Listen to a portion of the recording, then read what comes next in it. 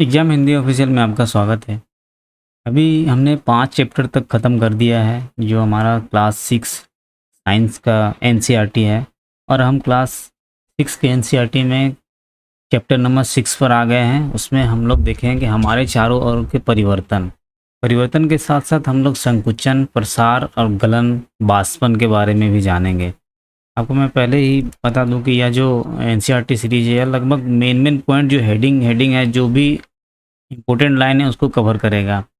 इसलिए line by line तो नहीं, लेकिन जो हेडिंग रहेगा, जो इसमें हाइलाइटेड रहेगा, जो लाइंस रहेगा, उससे आपको पूरी समझ में आ जाएगी। जिससे कि किसी भी एग्ज़ाम हो, या तो फिर आप 6 क्लास का एग्ज़ाम दे रहे हैं या तो फिर आप कंपटीशन की तैयारी कर रहे हैं, तो आपको समझ के साथ साथ में हर चीज़ कवर किया जाएगा, जिससे कि आपको किसी भी प्रकार के क्वेश्चन इस तरह के जो इस टॉपिक पे आएंगे वह नहीं छूटने पाए। तो हम लोग चलते हैं, स्टार्ट करते हैं। जिन्होंने सब्सक्राइब नहीं किया, यहाँ देखिए पहला हेडिंग है, please subscribe exam Hindi official. तो हमारा रिक्वेस्ट रहेगा कि आप प्लीज़ सब्सक्राइब कर लेंगे। आगे चलते हैं। हमारे चारों ओर के परिवर्तन में क्या है। अब कल्पना कीजिए कि यदि आपको अपने चारों ओर किसी भी वस्तु में परिवर्तन करने की कोई जादुई शक्ति मिल जाए, तो क्या यह एक मज़े की बात नहीं होगी। वे कौन सी वस्तुएं जिन्हें कि आप बदलना चाहेंगे, यानी आपको बदलने के लिए एक पावर मिल जाए, तो क्या क्या चीज़ आप बदलेंगे। जैसे कि ये लड़का को अगर जादुई पावर मिल गया, तो ये सोच रहा है कि मैं महल बना दूंगा, ये इसकी नाक खींच लूँगा, मैं राजा बन जाऊंगा, या फिर कुछ पेंटिंग करूंगा, या फिर आराम से सोएंगे। मतलब आसमान में यहाँ बेड लगा देंगे। इसी तरह से देखिए होता क्या है, हमारे चारों ओर के बहुत से परिवर्तन अपने आप होते रहते हैं और जिन्हें हमें पता नहीं चलता। जैसे खेत में फसल समय अनुसार बदलती रहती है, पत्तियों का रंग बदलते रहता है, फिर सूखकर पेड़ों से गिर जाती है, फूल फूल खिलते खिलते हैं सॉरी फूल खिलते हैं, फिर मुरझा जाते हैं। उसी तरह से आपका शरीर में भी परिवर्तन होते रहता है। जैसे नाखून बढ़ते हैं, बाल बढ़ते हैं, आपका वजन बढ़ता है, आपका लंबाई बढ़ता है। इस तरह के परिवर्तन होते रहते हैं। अब देखिए क्या है, नेक्स्ट पॉइंट है कि क्या सभी परिवर्तन सदैव उत्क्रमित किए जा सकते हैं, यानी क्या रिवर्स किए जा सकते हैं। यानी कि जो परिवर्तन हो रहे हैं संसार में या फिर अपने आप में या फिर वस्तुओं में, क्या आप उसको उल्टा कर सकते हैं। अब देखिए गुब्बारा लीजिए, उसे फुलाइए। अगर इसको फुला देते हैं गुब्बारे को और फिर उसको छोड़ देते हैं, हवा निकल जाती है, तो वो क्या होता है, अपने आप अपना आकार में आ जाता है। ठीक उसी तरह से अगर आप कागज़ बनाते हैं, इस तरह से कागज़ से मोड़ कर आप एरोप्लेन बना दिया है, बचपन में बनाते हैं, फिर आपको सीधा कागज़ आप इसको बना सकते हैं। यानी कि यह सब परिवर्तन क्या है, उत्क्रमित है, मानी उत्क्रमित किया जा सकता है। ठीक है, उत्क्रमित किया जा सकता है। अब आगे देखिए, ये आटा है, आटा से रोटी बनाया जा रहा है। अगर रोटी नहीं बनाया गया और उसको फिर से हम आटा का ली बना सकते हैं, उसको आराम से उसको ला सकते हैं। लेकिन यही एक्टिविटी अगर दूसरा है, अगर कोई गुब्बारा लेते हैं और उसको आप नुकीली पेंसिल से छेद कर देते हैं, गुब्बारा फट जाता है, फिर वह क्या होगा, अपने आकार में नहीं आएगा, क्योंकि वो आप फटा हुआ गुब्बारा है। सेम इसी तरह से अगर आप एरोप्लेन बनाते हैं और उसमें से अगर आपने उसको कैंची से काट कर बनाया है, यानी कि इस तरह से कटिंग करके बनाया है, तो क्या दोबारा पेपर ला सकते हैं, आप उत्क्रमित कर सकते हैं, नहीं कर सकते। ठीक उसी तरह से है, आटा से अगर आप रोटी बना दीजिए तो फिर आप उसको दोबारा आटा नहीं बना सकते हैं। अब पेंसिल है, रबड़ है, उसको भी अगर वो ख़त्म हो गया, अगर उसको घिस घिस के अगर उसमें घिसाव आ गया, तो आप उसको नहीं बना सकते। फिर इसी तरह से कुछ एक्टिविटी है बच्चों के लिए, जैसे कि कुछ परिवर्तन है, जिसमें परिवर्तन है उत्क्रमित किया जा सकता है, नहीं किया जा सकता है, इसको हाँ ना में जवाब देना है। जैसे कच्चे अंडे से उबला हुआ अंडा बन गया है, इसको उत्क्रमित किया जा सकता है, यानी कि दोबारा कच्चा अंडा बनाया जा सकता है, तो नहीं बनाया जा सकता है। फिर गाढ़े घोल से इडली बन गई है, तो इडली से फिर क्या हो, फिर इडली से उसको गाढ़ा घोल बनाया जा सकता है, तो नहीं बनाया जा सकता। इस तरह की एक्टिविटी आप इसको कर सकते हैं। तो यह सिंपल है, आपको पता चल जाए, क्योंकि आप आम जीवन में हमेशा इसका उपयोग होता है। नेक्स्ट टॉपिक है, क्या परिवर्तन करने के अन्य तरीके भी हो सकते हैं।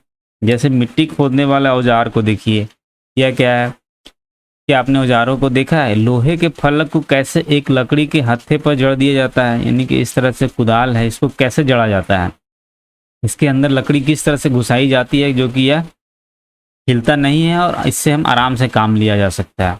तो देखिए इस परिवर्तन जो हो रहा है, उस परिवर्तन से हम उपयोगी परिवर्तन को हम उसको काम में भी लाते हैं। जैसे कि कुछ परिवर्तन होता है, जैसे लोहे को अगर हम गर्म कर देते हैं तो वह क्या होता है, फैलता है। तो उसी तरह से जब यहाँ हत्थे को फंसाया जाता है तो उसको क्या करते हैं, बल्ले को पहले गर्म करते हैं, जिससे उसका आकार बड़ा हो जाता है और फिर फैल जाता है।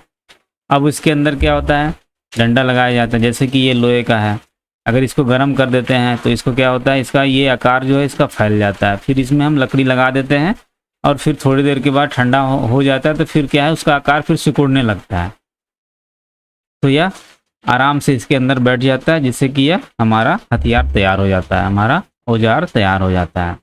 अब इसी तरह से बैलगाड़ी के पहिए में, अभी तो बैलगाड़ी लगभग कुछ ही जगह चलती है 100 पीस के लिए, लेकिन पहले क्या होता था, बैलगाड़ी से लोग यात्रा करते थे। तो इस बैलगाड़ी में जब लोहे का रिम जिसको चढ़ाया जाता है, तो इसके लिए भी इसको पहले गर्म किया जाता था, जिससे कि उसका आकार बड़ा हो जाता था। फिर उसके बाद इस लकड़ी को फिट करके फिर ठंडा होने के बाद हुआ फिर अपने आकार में आ जाता था। इस तरह से यह जो रिम है वह लकड़ी पर आराम से चढ़ जाता था। ठीक है। अब देखिए, अब मोमबत्ती का एक एक्टिविटी है। अगर मोमबत्ती जल रही है फिर उसको बुझा देने, तो क्या इसका क्या होता है, लंबाई में जो परिवर्तन हो गया, क्या इसको उत्क्रमित किया जा सकता है? नहीं किया जा सकता है। उसी मोमबत्ती को नहीं किया जा सकता, फिर उससे उसको घोल के मोमबत्ती बनाना पड़ेगा। अब इसी तरह से देखिए, मोम को गर्म करके, तो अगर हम इसको अगर मोम को गर्म करते हैं इस तरह से बर्तन में रख के, वो पिघल जाती है, तो फिर उसको दोबारा मोम बनाया जा सकता है। यह तो उत्क्रमित प्रक्रिया है। अब देखिए, अब हमने देखा कि पदार्थों को गर्म करके या फिर किसी अन्य पदार्थ के साथ मिश्रित करके उसमें कुछ परिवर्तन लाए जा सकते हैं। हमने यह भी देखा कि कुछ परिवर्तन उत्क्रमित किए जा सकते हैं। अब इस उत्क्रमण को देखिए, कुछ शब्द है जो कि हमने यहाँ तक सीखा है। जैसे परिवर्तन को सीख दिया, जैसे नाखून बढ़ते हैं, बाल बढ़ते हैं। उस तरह से संकुचन मतलब क्या होता है, अगर हम किसी चीज़ को, लोहे को गर्म करते हैं, जो लोहे का रिम को हमने गर्म किया था, फिर उसको क्या किया था, छोड़ दिया था, तो क्या हो गया, ठंडा हो गया। ठंडा होने से इसका आकार घट रहा है, यानी कि संकुचन हो रहा है। बाष्पन, ऐसे अगर हम पानी के बर्तन में अगर पानी को गर्म करते तो जो बाष्प यहाँ निकलता है उसको बाष्पन कहा जाता है। फिर प्रसार, अगर इसी बले को गर्म करने के बाद जो हमारा प्रसार होता था, जिसमें हम लकड़ी के औजार बनाए और लोहे को जो है बैलगाड़ी के पहिए में फिट किया। और गलन मतलब मोमबत्ती है। मोमबत्ती को अगर यहाँ एक बर्तन में रखकर नीचे से आग लगाई गई थी और उसके बाद यहाँ पर वो गल गया था, तो इसको हम लोगों ने गलन कहा। अब देखिए इसका सारांश क्या है। अब कुछ परिवर्तन को उत्क्रमित किया जा सकता है तथा कुछ को नहीं, सही बात है। पदार्थों को गर्म करके या किसी अन्य पदार्थ के साथ मिश्रित करके उसमें परिवर्तन लाए जा सकते हैं, सही है, यानी कि ये हमको जानना है। अब देखिए इसमें कुछ अभ्यास है, यार अभ्यास उतना इम्पोर्टेंट नहीं है इसलिए मैंने इसको छोड़ दिया है। लंबाई कम करना है और परिवर्तन से रिलेटेड है। जैसे कुछ परिवर्तन है, लकड़ी के टुकड़े चीरना, उत्क्रमित किया जा सकता है? नहीं किया जा सकता है, क्योंकि दोबारा उसको लकड़ी में कन्वर्ट मतलब जोड़ा नहीं जा सकता हम लोग, तो इसको हम लोग लिखेंगे, नहीं लिखेंगे। आइसक्रीम का पिघलना, आइसक्रीम जब पिघल जाता है तो दूसरा आइसक्रीम बनाया जा सकता है? नहीं बनाया जा सकता है। ठीक है, अगर बनाया भी जाएगा तो दूसरे रूप में बनेगा। हाँ, अगर सिंपल आइसक्रीम है तो हो सकता है बन जाए, लेकिन उसका कुछ न कुछ मात्रा घटेगा या फिर उसका कुछ केमिकल है जो उसमें हट जाएंगे। ये चीनी का जल में घुलना, इसको क्या उत्क्रमित किया जा सकता है? हाँ, किया जा सकता है ये, लेकिन ये घर में नहीं कर पाएंगे आप, उसके लिए कुछ बड़े बड़े संयंत्र की आवश्यकता होती है। उसी तरह से ये है खाना पकाना, आम का पकना, दूध का दही जमना, ये सब नहीं होगा। अब हम नेक्स्ट चैप्टर पर चलते हैं। अब देखिए, पौधे को जानिए। पौधे को जानना है इस चैप्टर में। अब पौधे को जानने जैसे बहुत सारे यहाँ पर क्या है, देखिए बाहर निकलकर हम लोग देखते हैं अपने चारों ओर, पौधे के प्रेक्षण करने से देखते हैं कि बहुत तरह के पौधे दिखते हैं। कोई छोटे हैं, कोई बड़े हैं, कोई बहुत बड़े हैं, कोई बहुत ही छोटा है, और कुछ के पत्तियाँ अलग अलग प्रकार के हैं, कुछ के चौड़े हैं, कुछ के सकरे हैं। इस तरह से बाग बगीचे में बहुत तरह के पेड़ पौधे हम लोग देखते हैं। अब देखिए, शाक, झाड़ी और वृक्ष। अब हम इसके अंदर ये पढ़ रहे हैं, शाक, झाड़ी और वृक्ष, यानी कि शाक के बारे में जानेंगे, झाड़ी क्या होता है और वृक्ष क्या होता है। अब देखिए, कुछ पौधे के तने एवं शाखाओं को ध्यानपूर्वक देखना है, जो कि आपसे कम लंबे हैं, जिनकी लंबाई आपके बराबर है, और जो आपसे बहुत अधिक लंबे हैं। इस तरह से एक्सपेरिमेंट करने के लिए बोला गया, एक्टिविटी है। अब देखिए कुछ है, टमाटर क्या है, टमाटर का पौधा का क्या है, मुझसे छोटा हो गया, यानी एक बच्चा है उसको खड़ा करके यहाँ बोला जा रहा है टमाटर का पौधा छोटा हो रहा है। आम का पौधा बहुत लंबा हो जाएगा, फिर नींबू का पौधा भी लंबा हो जाएगा। तना किस तरह का है, हरा है, कोमल है, मोटा है, कठोर है। फिर शाखाएं कहाँ से निकलती है। इसी तरह से इस बेस के आधार पे यहाँ पर इस चैप्टर में बताया जाएगा कि किस तरह का वो शाख है, झाड़ी है, वृक्ष है, इसकी पहचान कराई जाएगी। अब देखिए, हरे एवं कोमल तने वाले पौधे क्या कहला रहे हैं, शाख कहला रहे हैं। यह सामान्यतः छोटे होते हैं और इन अक्सर क्या होता है, इनकी शाखाएं नहीं होती है। ये देखिए इसमें पिक्चर में दिया गया है, ये शाख है, ठीक है, दूसरा है झाड़ी है और तीसरा है वृक्ष है। तो हमने शाख के बारे में पढ़ लिया कि हरे तथा कोमल तने वाले पौधे शाख कहलाते हैं। फिर आगे पढ़ते हैं हम। देखिए, कुछ पौधों में शाखाएं तने के आधार के समीप से निकलती है। तना कठोर होता है परंतु अधिक मोटा नहीं होता है, तो इसको क्या कहते हैं, झाड़ी कहते हैं। यानी कुछ पौधों में शाखाएं तने के आधार, मतलब जो झाड़ी होता है वो लगभग जमीन से सटा हुआ निकलता है। ये देखिए, जमीन से सटा हुआ उसका तना निकलना शुरू हो जाता है, यहीं से तना हो जाता है। ये देखिए लैंड सरफेस है, यहीं से आपको तना निकलना शुरू हो गया, ठीक है। तो उस तना क्या होता है, कठोर होता है परंतु अधिक मोटा नहीं होता है, तो उसको झाड़ी कहते हैं। अब कुछ पौधे बहुत ऊंचे होते हैं तथा इसके तने भी सुदृढ़ एवं गहरे भूरे होते हैं। इनमें शाखाएं भूमि से अधिक ऊंचाई पर तने के ऊपरी भाग से निकलती है। इन्हें क्या कहते हैं, वृक्ष कहते हैं। अब यहाँ देखिए, ये जो वृक्ष है, यह तना कुछ दूर ऊपर तक गया है, उसके बाद यहाँ से शाखाएं निकली है और उसके बाद यहाँ पर पत्ता निकला है। इसको क्या बोला जाता है, वृक्ष बोल सकते हैं इसको, ठीक है। अब देखिए, कमजोर तने वाले पौधे सीधे खड़े नहीं हो सकते, ये भूमि पर फैल जाते हैं, जिनको क्या कहते हैं, बिसर्पी लता कहा जाता है। ये देखिए बिसर्पी लता है, जो कि ऊपर चढ़ नहीं पाते हैं और नीचे ही फैल के जमीन पर फैलते हैं। और कुछ पौधे ऐसे होते हैं जो कि आसपास की ढांचाओं की सहायता से चढ़ जाते हैं। अब देखिए, कुछ पौधे इसमें से थे जो तना मिल गया ऊपर में कुछ लकड़ी, तो उसके ऊपर चढ़ गया, यहाँ देखिए चढ़ गया है पत्ता, इसको क्या बोलेंगे, ये ऐसे पौधे आरोही कहलाते हैं। ये शाख, झाड़ी और पेड़ों से भिन्न होते हैं। जो हमने ऊपर 3 तरह के पढ़ा था, उससे यह क्या होते हैं, भिन्न होते हैं। अब कुछ एक्टिविटी है तना के बारे में कि यह जो ग्लास था उसमें रंगीन पानी डाला गया, उसमें काट के किसी के तना का, शाख का काट कर डाला गया, तो यह जो कलर है इसके अंदर से, इसके रंध्रों से होते हुए ऊपर पहुंचा और इनकी पत्तियों को भी थोड़ा सा कलरफुल कर दिया, ठीक है। इसको क्या बोला जाता है, देखिए इस एक्टिविटी में हमने देखा कि तना जल तने में ऊपर की ओर चढ़ता है तथा तना जल का संवहन करता है, यानी कि तना जल को ऊपर की ओर ले जाता है। लाल स्याही की भांति जल में भी इसी तरह से बिले खनिज रहते हैं, जल के साथ जो जड़ के नीचे रहते हैं, जो जमीन में रहते हैं, वह भी उसी तरह से उसके ऊपर पत्तियों के पास पहुंचता है, जो भी आवश्यक होते हैं। जैसे देखिए, जल तथा खनिज तने की पतली नालिकाओं द्वारा पत्तियों तथा पौधे के अन्य भागों तक पहुंचते हैं। अब यहाँ पर कुछ एक्टिविटी किया गया जिसमें ब्लू रखा गया है, रेड रखा गया है। अब देखिए पत्ती के बारे में जानते हैं हम लोग। पत्ती क्या है, पत्ती का वह भाग जिसके द्वारा वह तने से जुड़ी होती है वह क्या, पर्णविद कहलाती है। मतलब जो पत्ती पेड़ के साथ जुड़ी रहती है उसको पर्णविद कहलाते हैं। देखिए यहाँ पर इसको पर्णविद कहा गया है। और साथ ही पत्ती के चपटे हरे भाग को क्या बोला जाता है, फलक, यानी कि ये सब हो गया फलक हो गया, इसको फलक कहा जाता है। ये छोटे छोटे जो चीज़ें हैं जो कि हम लोग बड़े होने के बाद भूल जाते हैं और कभी कभी एग्जाम्स में परेशान करता है, तो इन्हीं सबको सॉल्यूशन के लिए या एनसीईआरटी पढ़ना बहुत ज़रूरी हो जाता है। पत्ती की इन रेखांकित संरचनाओं को क्या बोलते हैं, सिरा कहते हैं। अब देखिए सिरा कौन सा वाला है, रेखांकित संरचनाओं को सिरा कहा जाता है। यानी कि यहाँ जो ये रेखा रेखा बनी हुई है ना, ये रेखा रेखा, ये धीरे धीरे देखिए ये रेखा रेखा रेखा, इसको सिरा बोलते हैं। क्या आपको पत्ती के मध्य में एक मोटी सिरा दिखाई देती है, जिसे मध्य सिरा कहते हैं, जो पत्ती के बीच में होता है। अब पत्तियों पर सिराओं द्वारा बनाए गए डिजाइन को सिरा विन्यास कहते हैं।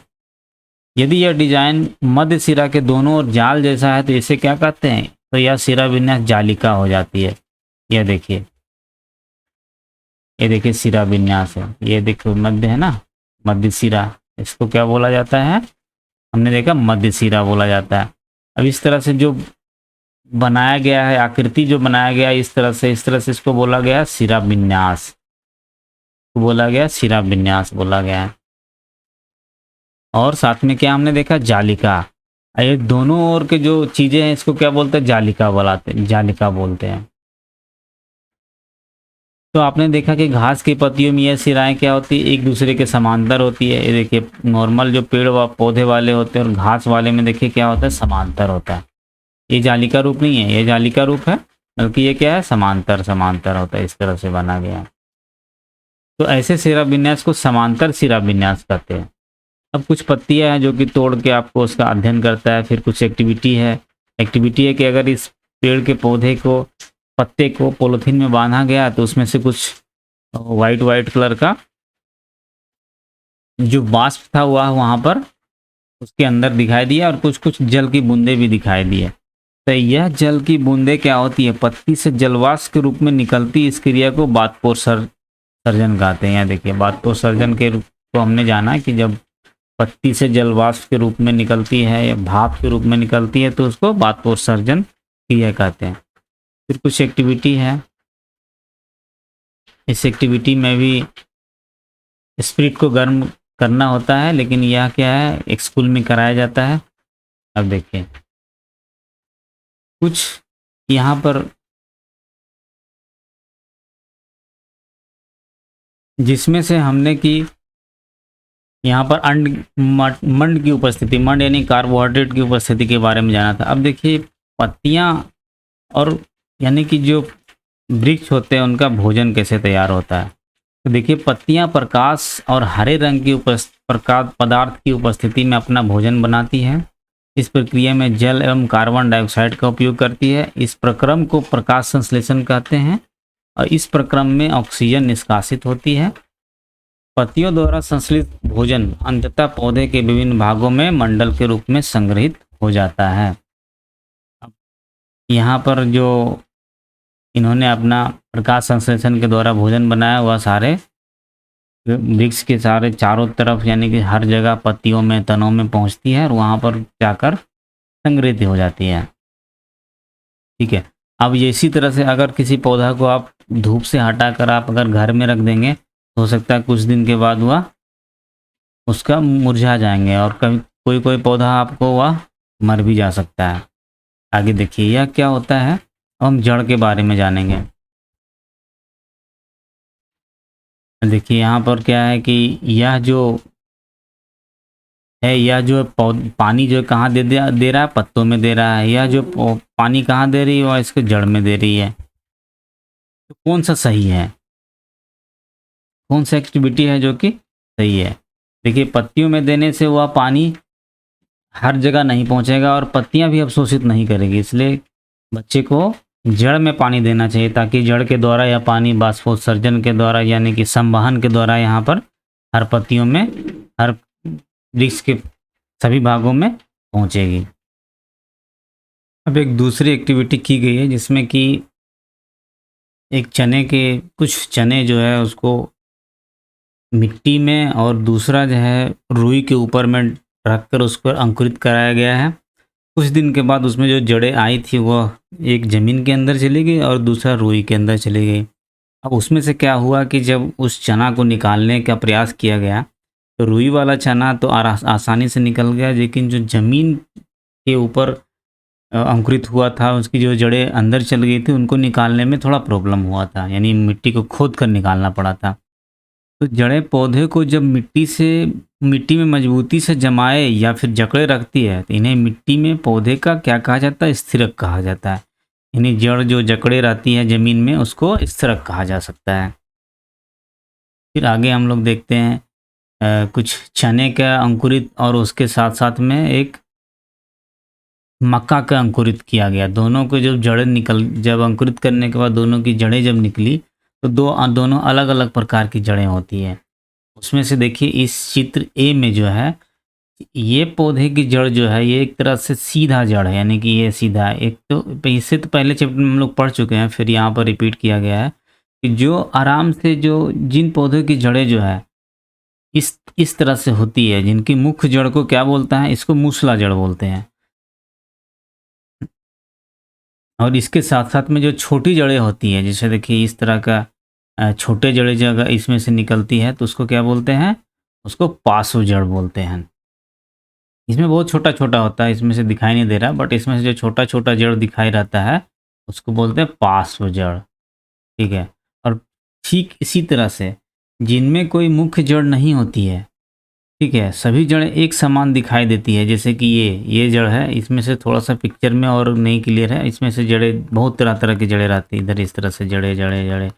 इस तरह के जो जड़ रहते हैं उसको क्या बोलते हैं? जकड़ा जड़, या तो फिर इसको बोलते हैं रेशेदार जड़। तो ये जो है, वह है मूसलाधार जड़ का उदाहरण है, मूसलाधार उसको बोलते हैं, मूसला जड़ मतलब मूसलाधार। यह जो है दूसरा जो जड़ का उदाहरण है वो जकड़ा है या फिर रेशेदार जड़ का उदाहरण है। यहाँ पर देखिए दिया गया है, ठीक है। ये देखिए, ये मूसला जड़ का उदाहरण है, जो कि एक मुख्य जड़ है, उसमें से छोटा-छोटा-छोटा जो पार्श्व जड़ है, और इसी तरह से यह जो जड़ है उसमें से बहुत सारे जड़ हैं। देखिए रेशेदार जड़ है, इसको बोलते हैं रेशेदार दर। सेम इसी तरह का इसको रेशेदार दार जड़ का उदाहरण है और ये मूसला जड़ का उदाहरण है।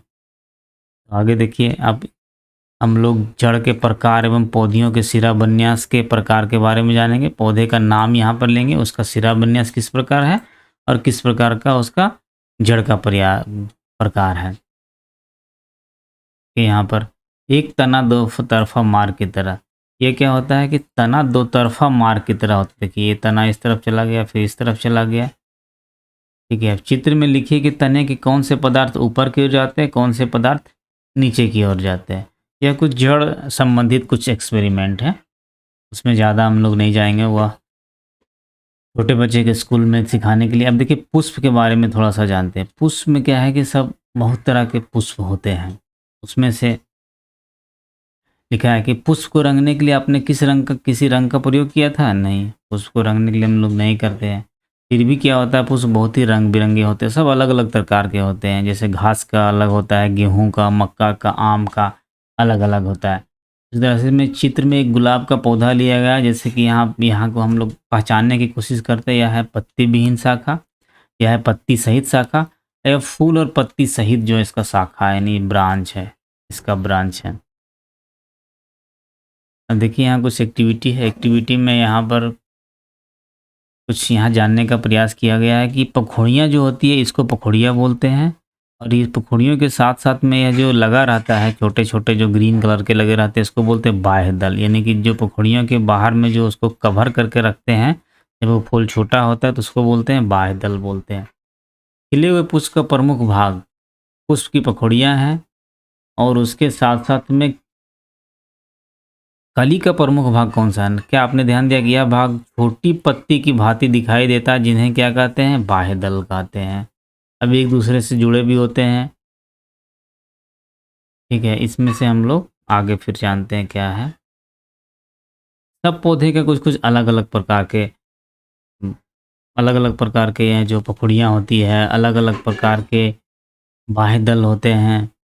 अब उसमें से देखिए, ये धतूरा का पौधा है, धतूरे में देखिए इस तरह का फूल होता है, इस तरह का पत्ती होती है। अब इसको आंतरिक भाग को देखने के लिए बाह्य दल और पखुड़ियों को हटा देते हैं। जैसे ये बाह्य दल ही हो गया और इसके पखुड़ियाँ हो गई, इस तरह से इसको हटाया जाए। देखिए ये हो गया, ये मेन हो गया पुष्प, ये हो गया बाह्य दल। ये इन पखुड़ियों को जो है हटा दिया, तब इसमें से ये दो तरह के, यह जो यहाँ जो संरचना दिखाई देती है उसमें से देखिए ये इसको बोला जाता है पुंकेसर, और इसको बोला जाता है जो अंदर में यहाँ पर स्त्री केसर बोला जाता है। इसमें से पहचानने की कोशिश कीजिए और डिटेल से फिर आगे हम लोग देखते हैं। यहाँ से देखिए, इसको बोला जाता है परागकोश, इसको बोला जाता है तंतु बोला जाता है, इसको परागकोश बोला जाता है। अब देखिए पुकेसर और बाह्य दल के बारे में कहा गया है, इसको रिमूव करके यहाँ पुकेसर और बाह्य दल को रिमूव किया गया, तब यहाँ पर एक संरचना दिखाई देती है। उसमें से हम लोग जानेंगे क्या क्या संरचना है। इसको वार्तिका कहा जाता है, इसको वर्तिका कहा जाता है, इसको अंडाशय कहा जाता है। यह क्या है? स्त्री केसर के भाग्य है। ठीक है, तो यह कहाँ होता है? पुष्प के केंद्र में स्त्री स्थित भाग को स्त्री केसर कहते हैं। उसमें से यह जो है उसके अलग अलग भागों के नाम है। फिर इसी तरह से एक एक्टिविटी है इसमें कि अंडाशय की संरचना का अध्ययन किया गया है। इस तरह से इसको ब्लेड से काटा गया है। ये अनुदैर्घ्य तरह के काट, इसको बोलते हैं अनुदैर्घ्य काट। ठीक है, अनुदैर्घ्य काट। यह काट किस तरह का है? यह है अनुप्रस्थ काट। देखिए इस तरह से जब हम लोग काटते हैं तो अनुप्रस्थ होता है, इस तरह से काटते हैं तो अनुदैर्घ्य काट हुआ। तो यहाँ पर अनुप्रस्थ और अनुदैर्घ्य दोनों तरह का काट जो किया गया है। तो यहाँ पर अनुप्रस्थ काट में यहाँ पर बीजांड इस तरह के इसके अंदर रहता है, यहाँ दिखाई देगा आपको। अनुदैर्घ्य काट में देखिए इस तरह का, यह इस तरह के संरचना में किसी भी पुष्प के बीजांड रहते हैं। ठीक है, तो यहाँ पर जो अंडाशय में छोटी छोटी गोल संरचनाएं दिखाई देती है उनको क्या कहते हैं? पुष्प के उस पौधे का बीजांड, यहाँ पर बीजांड होता है। अब इस तरह से देखिए विभिन्न पुष्पों में बाह्य दल, पंखुड़ी, पुंकेसर और स्त्री केसर की संख्या में अंतर हो सकता है। कुछ पुष्पों में इनमें से कुछ भाग अनुपस्थित भी हो सकते हैं। जरूरी नहीं कि सारे पुष्प में यही सब हो। ठीक है, हम लोगों ने तना, पत्ती और जड़ के लक्षण के बारे में पढ़ा। फिर हम आगे कक्षाओं में पुष्प के बारे में पढ़ेंगे। देखिए हमने जाना कि आरोही जो लता जो है था वो पेड़ पर चढ़कर जो है बढ़ता है, ग्रो करता है, उसको आरोही कहा जाता है। संवहन यानी पानी जो है जल में संवहन के द्वारा पहुंचती है, तना से होती है। फिर विसर्पी लता जो जमीन पर चलता है। फिर रेशे जड़ दार जड़ को हमने जाना जो अलग अलग तरह का होता है। ठीक है, फिर साग को हमने जाना, छोटा पत्ती होता है। पार्श्व जड़ को हमने जाना जो छोटा छोटा मूसलाधार जड़ में एक छोटा छोटा सा जड़ होता है, उसको पार्श्व जड़। फिर मध्य सिरा जाना जो पत्ती में होता है। फिर सिरा विन्यास को हमने जाना जो कि जालिका तरह का बनाती है। फिर बीजांड को जाना, फिर समांतर सिरा विन्यास को जाना, फिर पुड़ियों के बारे में जाना। यह सब जो हमने जान गया। पर्णवृत्त के बारे में जो पत्ती के यहाँ लगा रहता है, प्रकाश संश्लेषण, स्त्री केसर, जालिका, सिरा विन्यास। फिर बाह्य दल के बारे में जाना, फिर झाड़ी के बारे में जाना, फिर पुकेसर, फिर मूसला जड़, फिर बाष्पोत्सर्जन, वृक्ष और सिरा के बारे में हमने जाना है। अब हम लोग सारांश को देखते हैं। सामान्यतः पौधे का वर्गीकरण उसकी ऊंचाई, तने, शाखाओं के आधार पर ही हम लोग शाख, झाड़ी या फिर वृक्ष के रूप में किया जाता है। फिर तने पर पत्तियां, पुष्प तथा फल होता है, यानी तने पर होता है ये सब पत्तियां, पुष्प और फल। सामान्यतः पत्ती में पर्णवृत्त और फलक होते हैं, सभी में होता है। पत्तियों में सिराओं का प्रतिरूप सिरा विन्यास कहलाता है, या जालिका रूपी अथवा समानांतर भी हो सकता है। यह सब हमने देखा। पत्तियां बदपोषण क्रिया द्वारा जलवाष्प को वायु में निष्कासित करती है। हरी पत्तियां सूर्य के प्रकाश की उपस्थिति में वायु एवं जल से प्रकाश संश्लेषण क्रिया द्वारा भोजन बनाती है। जड़ें मिट्टी से खनिज एवं खनिज पदार्थों का अवशोषण करती है तथा पौधे को मिट्टी में दृढ़ता से जमाए रखती है। ये जड़ का काम है। जड़ें मुख्यतः दो प्रकार की होती है, मूसला और रेशेदार। इस जालिका रूपी सिरा विन्यास युक्त पत्तियों वाले पौधे की जड़ें मूसला होती है, जबकि समांतर सिरा विन्यास युक्त वाले पौधों की जड़ें रेशेदार होती है। हमने देखा घास में जो समांतर था उसके पौधे की जड़ें जो है रेशेदार होती है। तनों द्वारा जड़ों से पत्तियों को जल एवं पत्तियों से भोजन पौधों के अन्य भाग तक पहुंचाता है। पुष्प विभिन्न भाग है, बाह्य दल है, पंखुड़ी है, पुकेसर और स्त्री केसर के बारे में हमने जाना। अब हम लोग प्रैक्टिस को सॉल्व करते हैं। तना मिट्टी से जल एवं खनिज अवशोषित करता है। क्या है? ठीक करके लिखना। इन निम्न कथनों को ठीक करके लिखे। तना नहीं करता है, मिट्टी जड़ करती है। पत्तियां पौधे को सीधा खड़ा रखती है, नहीं, पत्तियां नहीं रखती है, तना रखती है सीधे पौधे को खड़ा। जड़ें जल को पत्तियों तक पहुंचाती है, नहीं, जड़ें नहीं पहुंचाती है, तने पहुंचाती है, तना जो होता है। उसमें बाह्य दल एवं पंखुड़ियों की संख्या सदा समान होती है, नहीं होती है ऐसा। ठीक है। यदि किसी पुष्प के बाह्य दल परस्पर जुड़े नहीं हो तो उनकी पंखुड़ियाँ भी आपस में जुड़ी होंगी? हाँ, जुड़ी होंगी। यदि किसी पुष्प की पंखुड़ियाँ परस्पर जुड़ी हों, तो स्त्री केसर पंखुड़ियों से जुड़ा होगा? नहीं, पंखुड़ियों से जुड़ा नहीं होती है।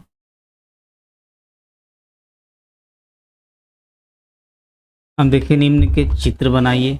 पत्ती का चित्र बनाना है, मूसला जड़ का, पुष्प का, जो आपने इस चैप्टर में पढ़ा है। फिर अपने घर के आसपास में ऐसे पौधे को जानते हैं जिसका तना दुर्बल है। तो जिसका तना दुर्बल परंतु दुर्बल हो, लंबा हो परंतु दुर्बल हो। ठीक है, इसका नाम लिखना है। इसको किस तरह के वर्ग में रखेंगे? देखिए तना लंबा है और ये जो है दुर्बल होगा तो झाड़ी होगा। पौधों में तने का क्या कार्य है? तो पानी और खनिज लवण को ऊपर की तरफ संवहन के रूप में पहुंचाना। निम्न में से किस पत्तियों में जालिका रूपी सिरा विन्यास पाया जाता है? ठीक है, जालिका रूपी धनिया में होता है, फिर गुड़हल में होगा। गेहूं में सीधा सीधा रहता है, जालिका रूपी नहीं होता, सीधा रहता है। तुलसी में भी जालिका रहता है, ये देखिए जालिका ही रहता है। फिर मक्का में सीधा रहता है, धान में घास में फिर सीधा भी रह सकता है और कभी कभी जालिका रूपी रहता है। यदि किसी पौधे की जड़ रेशेदार हो तो उसकी पत्ती का सिरा विन्यास किस प्रकार का होता? समांतर होगा। यदि किसी पौधे की पत्ती में जालिका रूपी सिरा विन्यास हो तो उसकी जड़ें मूसलाधार होगी। फिर है, क्या आप किसी पौधे की पत्ती की छाप देखकर यह पहचान सकते हैं कि उसकी जड़ मूसला जड़ होगी या फिर जकड़ा जड़? हाँ, क्योंकि रेशेदार जो होती है, जो सीधा पत्ती वाली में होती है रेशेदार, और जो जिसकी पत्तियां जो है वृक्ष की तरह इस तरह रहती है उसमें मूसला जड़ होती है। इसी पुष्प के विभिन्न भागों के नाम लिखना है। स्त्री केसर, पुकेसर, ये बाह्यदल, पुष्प, पखुड़िया, यही सब लिखना है। निम्न में से किस पौधे के फूल आपने देखे हैं? देखिए किसके किसके, अमरूद के मिलते हैं, जामुन के भी, आम के फूल लगते हैं, और ये सब देखिए शीशम में भी आता है फूल। ठीक है, देखिए तुलसी में भी फूल आता है, टमाटर में भी फूल आता है। इस तरह से आपको इसमें आप आराम से इसको सॉल्व कर सकते हैं। पौधे के उस भाग का नाम लिखिए जो अपना भोजन बनाता है, उस प्रक्रम को क्या कहते हैं? पत्ती भोजन बनाता है उसको बोलते हैं प्रकाश संश्लेषण क्रिया। प्रकाश संश्लेषण। ठीक है। पुष्प के किस भाग में अंडाशय मिलता है? तो स्त्री केसर में मिलता है अंडाशय। ऐसे दो पुष्पों के नाम लिखिए जिनमें से प्रत्येक में संयुक्त और अलग अलग टुकड़ियाँ हो। इसका जो है आप आराम से इसको देख के लिख सकते हैं। जैसे संयुक्त में क्या होता है, टुकड़ियाँ एक साथ रहती है, और अलग अलग में जैसे छोटे पौधे देखिए, वाइट कलर का एक पुष्प होता है, फूल का पौधा, उसमें से अलग टुकड़ियाँ होता है, कुछ कुछ में एक साथ होता है।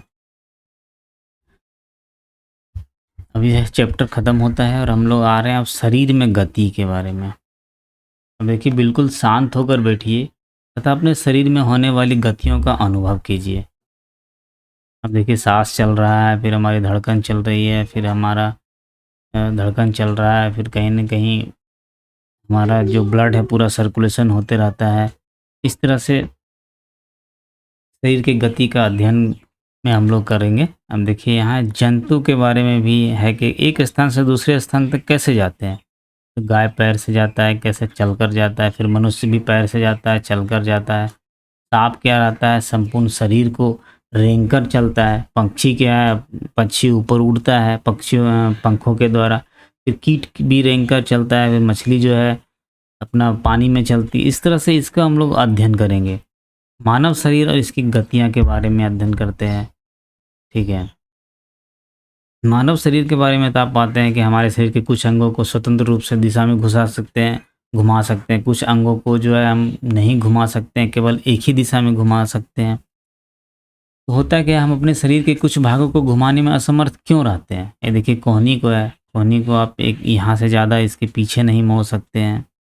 अब शरीर कुछ एक्टिविटी है जिसमें कि आपको यह करना है कि शरीर के भाग हैं उसमें कौन सा पूर्णतः घूमता है, कौन सा अंश तक घूमता है, कौन झुकता है, कौन उठता है, कौन सा बिल्कुल गति नहीं करता है, इसमें लिखना है। जैसे गर्दन क्या है, पूर्णतः घूमता है, नहीं, अंश तक घूमता है, हाँ, झुकता है, हाँ झुकता है, उठता है, हाँ उठता है, गति बिल्कुल नहीं करता है, ये गलत है, करता है, थोड़ा बहुत हिला सकते हैं आप, गति करा सकते हैं।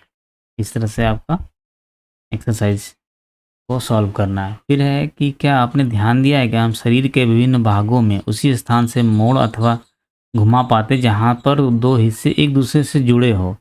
लेकिन जहाँ वो जुड़ाव नहीं रहेगा वहाँ पर घुमाना मुश्किल हो जाएगा, जहाँ जुड़ाव है वहीं पर घुमा सकते हैं।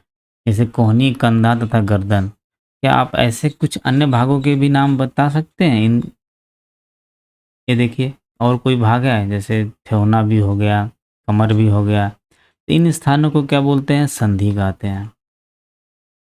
ठीक है।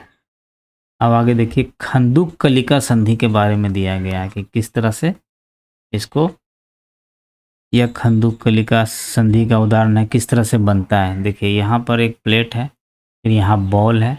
ये मान लीजिए कप कटोरी टाइप का प्लेट हो गया, यहाँ एक बॉल हो गया, यहाँ एक बॉल हो गया, फिर यहाँ पर एक डंडा हो गया। ठीक है। इस तरह का कहाँ मिलता है?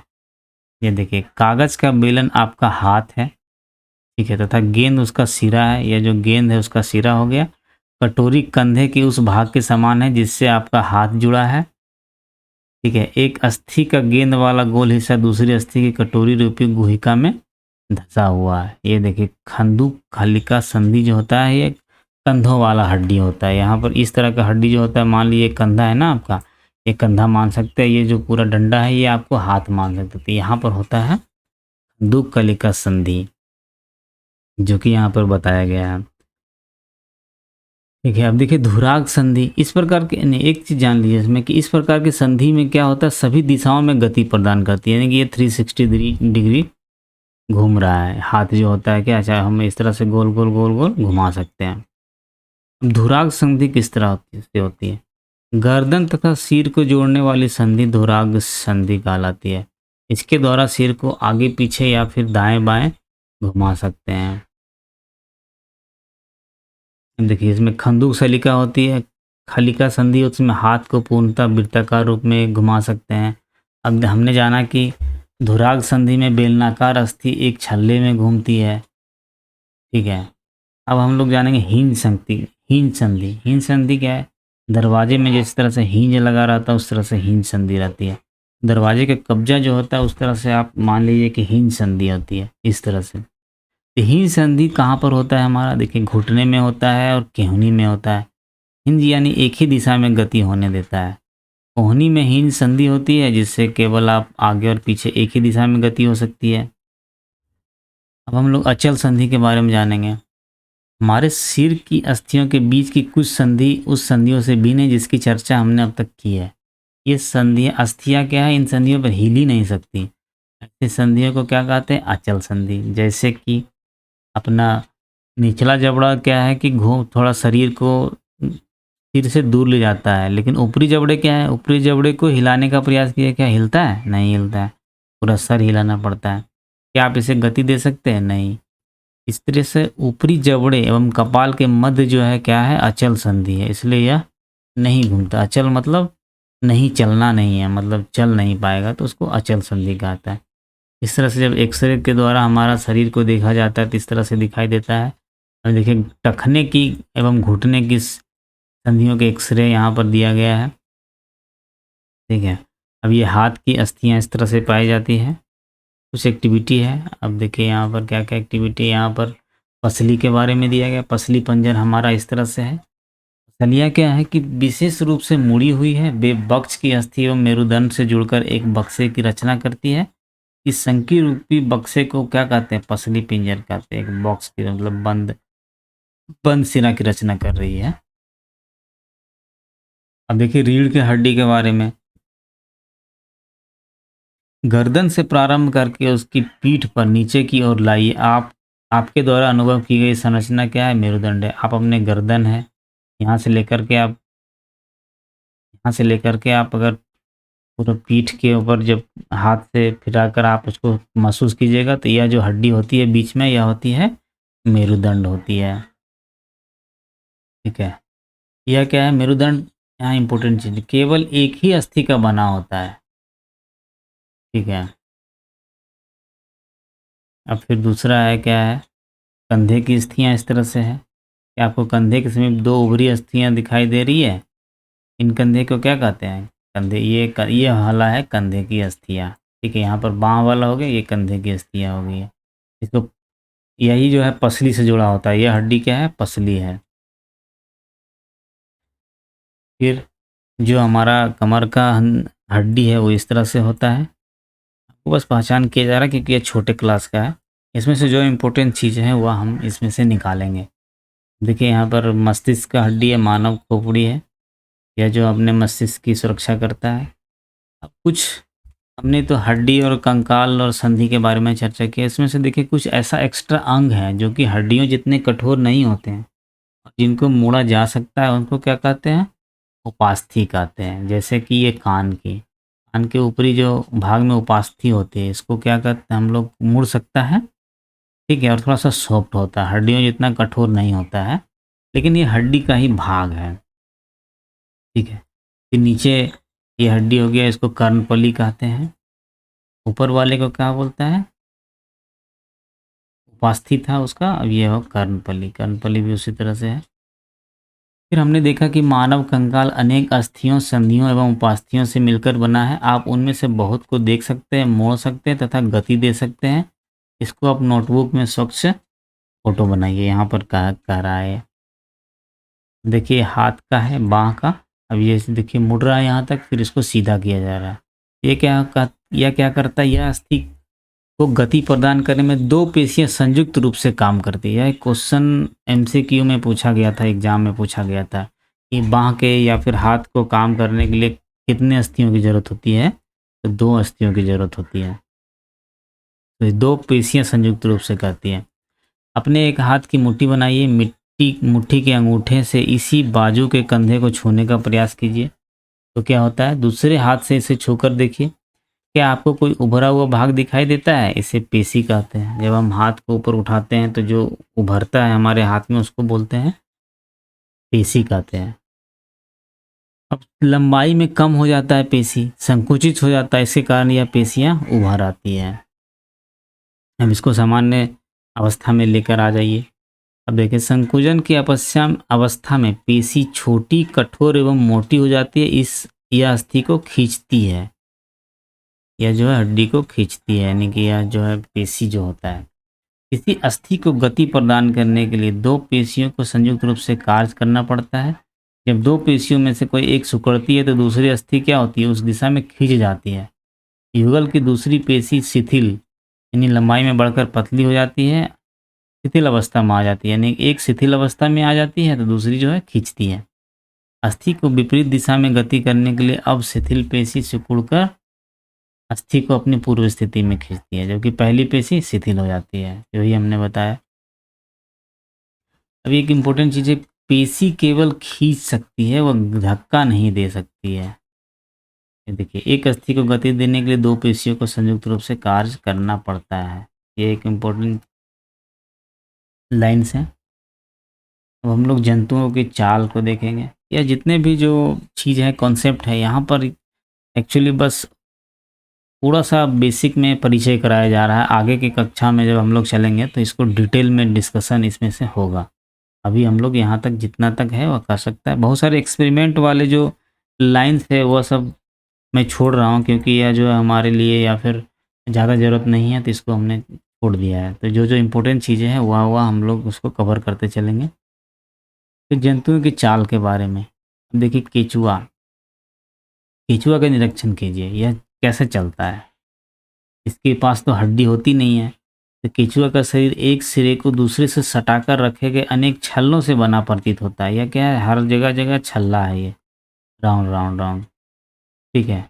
अब इसमें क्या अस्थियाँ नहीं होती, लेकिन इसमें पेशियाँ होती है, जो कि उसके शरीर के घटने और बढ़ने में भी सहायता करती है। चलने के दौरान केचुआ अपने शरीर के पश्च भाग को भूमि में जकड़े रहता है तथा अग्र भाग को फैलाता है। यानी एक केचुआ है तो पिछले भाग को वो क्या करता है? ज़मीन से उसको चिपका लेता है और आगे भाग को वो आगे की ओर भूमि को पकड़ता है, फिर पीछे वाले को छोड़ता है, फिर आगे यहाँ आगे बढ़ जाता है, फिर यहाँ पर आगे बढ़ने के बाद फिर पकड़ता है, फिर आगे वाला भाग आगे बढ़ जाता है। इस तरह से वह गति करता है। इसी प्रक्रिया को बार-बार दोहराते हुए मिट्टी पर यह आगे बढ़ते रहता है। ठीक है, इसके शरीर में चिकने पदार्थ होते हैं जो कि इसको चलने में सहायता करते हैं। यह अपने शरीर के हिस्से को जमीन से किस प्रकार टिकाता है? इसके शरीर में छोटे-छोटे अनेक सूक होते हैं, यानी बाल जैसे आकृति होते हैं। ये सूक पेशियों से जुड़े होते हैं। ये सूक मिट्टी में उसकी पकड़ को मजबूत बनाते हैं, यानी कि रोंवा टाइप का होता है। यह जो है रोंवा उसको चलने में मदद करता है। अब क्या करता है केंचुआ, वास्तव में अपने रास्ते में आने वाली मिट्टी को खाता है और फिर अनपचे पदार्थ को जो बाहर निकाल देता है। यही पदार्थ मिट्टी को उपजाऊ बनाता है, जिससे कि पौधे को फायदा होता है। इस तरह से अब घींगा के बारे में देखिए। घींगा का बाहरी बाह्य कंकाल होता है, इसको क्या कहते हैं? कवच कहते हैं। ठीक है, किंतु यह अस्थियों का बना नहीं होता है। यह कवच एकल एकक होता है और यह घोंघे को चलने में कोई सहायता नहीं करता है। यह घोंघे के साथ खींचता जाता है, उसको सुरक्षित रखने के लिए होता है। ठीक है, अब कवच जब खोलिएगा तो उसमें से मांसल संरचना और सिर जो है बाहर आएगा। तिलचट्टा के बारे में देखिए। तिलचट्टा क्या करता है? ज़मीन पर चलता है, दीवार पर चढ़ता है और वायु में उड़ता भी है। इसके 3 जोड़ी पैर होते हैं जो चलने में सहायता करते हैं। इसका शरीर कठोर और बाहरी कंकाल द्वारा ढका होता है। यहाँ पर आप इम्पोर्टेंट लाइन से ये देखिए, क्वेश्चंस में या प्रैक्टिस सेट में आएगा। बाह्य कंकाल के द्वारा ढका होता है। कंकाल इसके सॉफ्ट होते हैं। हमें देखने से लगता है कि इसमें हंका कंकाल नहीं होगा, लेकिन इसका शरीर क्या है? बाहरी कठोर कंकाल से ढका होता है। यह बाहरी कंकाल विभिन्न एककों की परस्पर संधियों द्वारा बनता है, जिसके कारण गति संभव हो पाती है। देखिए, बग से 2 जोड़े पंख भी जुड़े रहते हैं, इसमें पंख होता है। अगले पैर संकरे होते हैं और पिछले पैर चौड़े और बहुत ही पतले होते हैं। यह जो तिलचट्टे की संरचना है। तिलचट्टे में विशिष्ट मांसपेशियां होती है, क्योंकि यह जो है सहायता करती है ना तीनों तरह की, उड़ने में भी, चलने में भी। अब पैर की पेशियां उन्हें चलने में सहायता करती है। वक्ष की पेशियां तिलचट्टे को उड़ने के समय उसके पैरों को गति देती है। अब कुछ एक्टिविटी है। कुछ पक्षी हवा में उड़ते हैं तथा भूमि पर भी चलते हैं, बत्तख और हंस जैसे चलते हैं। तो यह पक्षी का कंकाल के बारे में दिखाया गया है कि देखिए, इसमें अस्थियों में हवा भरी जाती है। देखिए, वायु प्रकोष्ठ होता है। ये एक वेरी इंपॉर्टेंट लाइन्स है, और क्वेश्चन में आ सकता है कि क्या पक्षियों के हड्डियों में या अस्थियों में वायु प्रकोष्ठ होते हैं? तो हो सकता है कन्फ्यूजन हो। तो इसलिए यहाँ पर क्या होता है कि पक्षी इसलिए उड़ पाते हैं क्योंकि इनका जो शरीर होता है वायु से उड़ने के लिए अनुकूलित होता है। यानी कि इनका जो हड्डियाँ होती हैं, इनके बीच में हवा भरी जाती है, और जो पैरों की अस्थियाँ चलने बैठने के लिए अनुकूलित होती है। अग्रपाद की अस्थियाँ जो है रूपांतरित होकर पक्षी के पंख बनाती है। इसके 4 पैर होते हैं, मान लीजिए जानवर है, तो यही 2 अस्थियाँ जो होती है और बाहर की तरफ इवोल्व हो गई है। ये 2 जो अस्थि है, 2 पैर तो इधर रह गए नीचे, लेकिन 2 पक्षी जो इवोल्व होकर 2 पैर की हड्डियाँ इवोल्व होकर यहाँ इसको पंख बना देती है। कंधे की अस्थियाँ मजबूत होती है। वक्ष की अस्थियाँ उड़ने वाली पेशियों को जकड़े रहने के लिए विशेष रूप से रूपांतरित होती है। ये जो हड्डी होता है इसको जकड़े रहने के लिए मतलब स्पेशल रूप से ट्रांसफॉर्म हुआ रहता है, ताकि जो है पंख को यह पक्षी ऊपर नीचे कर सकता है। फिर आगे देखें, कुछ एक्सपेरिमेंट बेस है। वो पानी का नाव जो हमने बहुत बनाकर खेला था, ये नाव से खेला जा रहा है। तो देखिए, नाव की आकृति जो होती है काफ़ी सीमा तक मछली जैसी होती है। यानी कि मछली का सिर एवं पूँछ जो होता है उसके मध्य भाग की अपेक्षा पतला एवं नुकीला होता है। शरीर की ऐसी आकृति क्या कहलाती है? धारा रेखीय कहलाती है। देखिए, मछली का सिर है यहाँ पर और इसके पूँछ है। उसके मध्य की भाग क्या है? की अपेक्षा पतला और नुकीला होता है। ये देखिए, छोटा पतला है, ये भी पतला है, और बीच में क्या है? यहाँ पर ये मोटा है। शरीर की ऐसी आकृति क्या कहलाती है? धारा रेखीय कहलाती है। और इसी आकृति के कारण जो है आराम से जल जो होता है, पानी निकल जाता है साइड से, और मछली जो है आराम से तैर सकती है। फिर मछली का कंकाल जो होता है दृढ़ पेशियों से ढका रहता है। इसमें इसका काँटा जो होता है वो थोड़ा सा मजबूत होता है। तैरने की प्रक्रिया में शरीर का अग्रभाग एक ओर मुड़ जाता है और पूँछ जो है विपरीत दिशा में चली जाती है। यानी इसका सर अगर इस भाग की ओर जाता है तो पूँछ उसका दूसरी तरफ विपरीत दिशा में गति करती है। देखिए, यहाँ सर अगर इस तरह दिशा में होता है तो पूँछ आपका दूसरी दिशा में होता है। ये देखिए, सर इस तरह से, पूँछ इस तरह से, इस तरह से इस तरह से तीव्रता से उसकी पूँछ दूसरी दिशा में मुड़ जाती है, इससे एक झटका सा लगता है और मछली जो है आगे चली जाती है। इसी प्रकार के क्रमिक ताल से जो है मछली आगे बढ़ती जाती है। उसके शरीर पर जो पंख होते हैं, जो तैरने के समय में जल का संतुलन बनाए रखने एवं दिशा निर्धारण में सहायता करते हैं। इसी तरह के पंख जो होते हैं, जो गोताखोर होते हैं, वह जो पहनकर जाता है, जिसको क्या कहते हैं, फ्लिपर कहते हैं, जो उसको तैरने में गोताखोर को सहायता करता है। फिर आगे देखते हैं हम लोग कि साँप कैसे चलते हैं। साँप को भी आप रेंगते हुए देखते हैं। सर्प का मेरुदंड क्या होता है, लंबा होता है। मेरुदंड मतलब इसकी जो रीढ़ की हड्डी होती है और बहुत लंबी होती है, देखिए इतना बड़ा हड्डी हो गया। शरीर की पेशियाँ क्षीण एवं असंख्य होती है, वे परस्पर जुड़ी होती है। अब जो शरीर की पेशियाँ होती है, हमारी पेशी लंबी होती है, लेकिन इसकी पेशी की होती है बस छोटा-छोटा सा होती है, जो वलयाकार होती है। और एक होता क्या है, बहुत सारे असंख्य रहती है और एक दूसरे से क्या होती है, इसकी पेशियाँ जुड़ी रहती है। ये लंबा पेशी नहीं है, ये छोटा-छोटा है, लेकिन उसका क्या है, जुड़ा हुआ है, एक दूसरे से जुड़ा हुआ रहता है बहुत सारे, चाहे वो दूर क्यों नहीं हो। पेशियाँ मेरुदंड, पसलियाँ एवं त्वचा को एक दूसरे से जोड़ती है। सर्प का शरीर अनेक वलय में जो मुड़ा रहता है, इसी प्रकार सर्प का प्रत्येक वलय उसे आगे की ओर धकेलता है। इसका शरीर अनेक वलय बनाता है और प्रत्येक वलय क्या करता है, आगे की ओर धक्का देता है, जिस कारण क्या है, सर्प जो है गति करती है। देखिए ये जो वलय है एक दूसरे से गति करते हैं, लेकिन सर्प जो है सीधा नहीं चल पाता है। वो हमेशा टेढ़ा टेढ़ा टेढ़ा टेढ़ा इस तरह से चलता है, क्योंकि वलय एक दूसरे को धक्का देती है और साइड हो के वह आगे बढ़ते रहता है। ठीक है, आगे के चैप्टर्स में और इसमें डिटेल में रहेगा। अब देखिए एक चीज़ जान लीजिए कि अरस्तू ने अपनी पुस्तक गैट ऑफ एनिमल्स में स्वयं से जो है बहुत तरह से प्रश्न पूछे थे कि विभिन्न जंतुओं के शरीर में विभिन्न भाग क्यों होते हैं, कुछ विशेष भाग जंतुओं को विशेष गति करने में सहायक कैसे होते हैं, फिर जंतुओं के शारीरिक अंगों में समानताएं हैं या विभिन्नताएं हैं, भैंस के 4 पैर क्यों होते हैं, मनुष्य के 2 पैर क्यों होते हैं। इस तरह से वो अरस्तू जो होते हैं वैज्ञानिक थे, वो अपने आप से उन्होंने प्रश्न पूछा और बहुत सारे थ्योरी उन्होंने इजाद किए थे। हम लोगों ने देखिए मेरुदंड को जाना, खंदूक खलिका संधि को जाना, स्तूप को जाना, जो रोएं प्रकार की केंचुआ का होता है, वो उपास्थि को जाना, फिर गुहिका को जाना। यह जो जितने शब्द आ रहे हैं उन लोग उसमें से हम लोगों ने लगभग सबको कवर किया है। धुराग संधि, पसली पिंजर, कंधे की अस्थि, कंकाल, धारा रेखीय गति क्या होती है, तो इसका सारांश यहाँ पर है। देखिए अस्थि एवं उपास्थि मानव कंकाल को बनाते हैं, यानी मानव कंकाल में दोनों होते हैं, अस्थि भी होते हैं और उपास्थि होते हैं। उपास्थि का उदाहरण क्या था, कान के ऊपर की कान का हड्डी, ठीक है, कर्णपल उसको बोलते हैं, कर्णपट। यह शरीर का पिंजर बनाता है, जो कि हमारे जो फेफड़े के पास वाले होता है, इससे एक आकृति भी देता है। कंकाल चलने में सहायक होता है और आंतरिक अंगों की सुरक्षा करता है। कंकाल का काम क्या है, हड्डियों का कंकाल काम है जो हमारे शरीर की अंगों को सुरक्षित करना।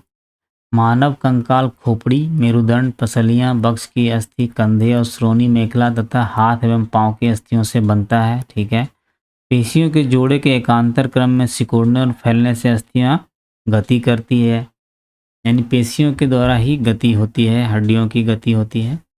अस्थियों की संधियां अनेक प्रकार की होती है, यह संधि की प्रकृति एवं गति की दिशा पर निर्भर करते हैं, जैसे कि धुराग संधि, हिंज संधि, दुख खल्लिका जो संधि।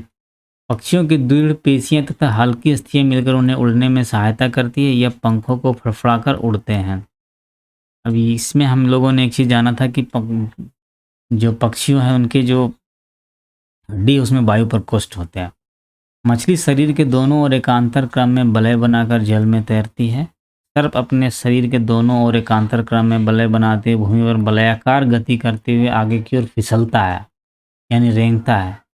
बहुत सारी अस्थियां एवं उससे जुड़ी पेशियां शरीर को आगे की ओर धक्का देती है, ठीक है, क्योंकि उसके पैर नहीं होते हैं। तिलचट्टे का शरीर एवं पैर कठोर आवरण से ढके होते हैं, जो कि बाहरी कंकाल बनाता है, यानी बाहें का कंकाल बनाता है। वक्ष की पेशियां 3 जोड़ी पैरों एवं 2 जोड़ी पंखों से जुड़ी होती है, जो तिलचट्टे को चलने एवं उड़ने में सहायता करती है। केंचुए में गति शरीर की पेशियों के बारी बारी से विस्तरण एवं संकुचन से होती है। क्योंकि केंचुआ के पास पैर नहीं होता है तो केंचुआ कैसे चलता है हमने थोड़ा सा कवर किया था। शरीर की आधा सतह पर सूक केंचुओं को भूमि पर पकड़ बनाने में सहायक होता है। सुई मतलब सूक मतलब एक बाल की तरह होता है। घोंघा पेशीय पाद की सहायता से चलता है। यानी कि जो उसके पैर होते हैं ना घोंघा के, वह एक पेशी की होती है, अलग से पैर नहीं होता है। अब हम लोग एक्सरसाइज करेंगे।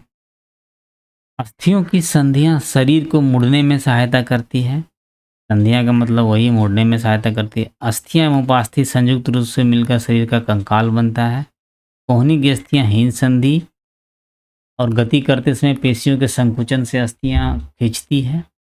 निम्न में ट्रू और फॉल्स को इंगित कीजिए। देखिए, सभी जंतुओं की गति एवं चलन बिल्कुल एक समान होता है? नहीं, ये हो गया फॉल्स।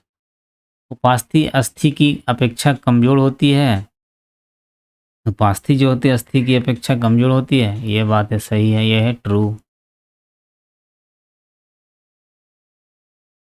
अंगुलियों की अस्थियों में संधि नहीं होती, गलत, ये फॉल्स है, होता है, सॉरी, हाँ होता है। अग्रभुजा में दो अस्थियां होती है, सही बात है। तभी तो वो अग्रभुजा में जो हमारा हाथ के जो मांसपेशी है, दो पेशी से चलते हैं।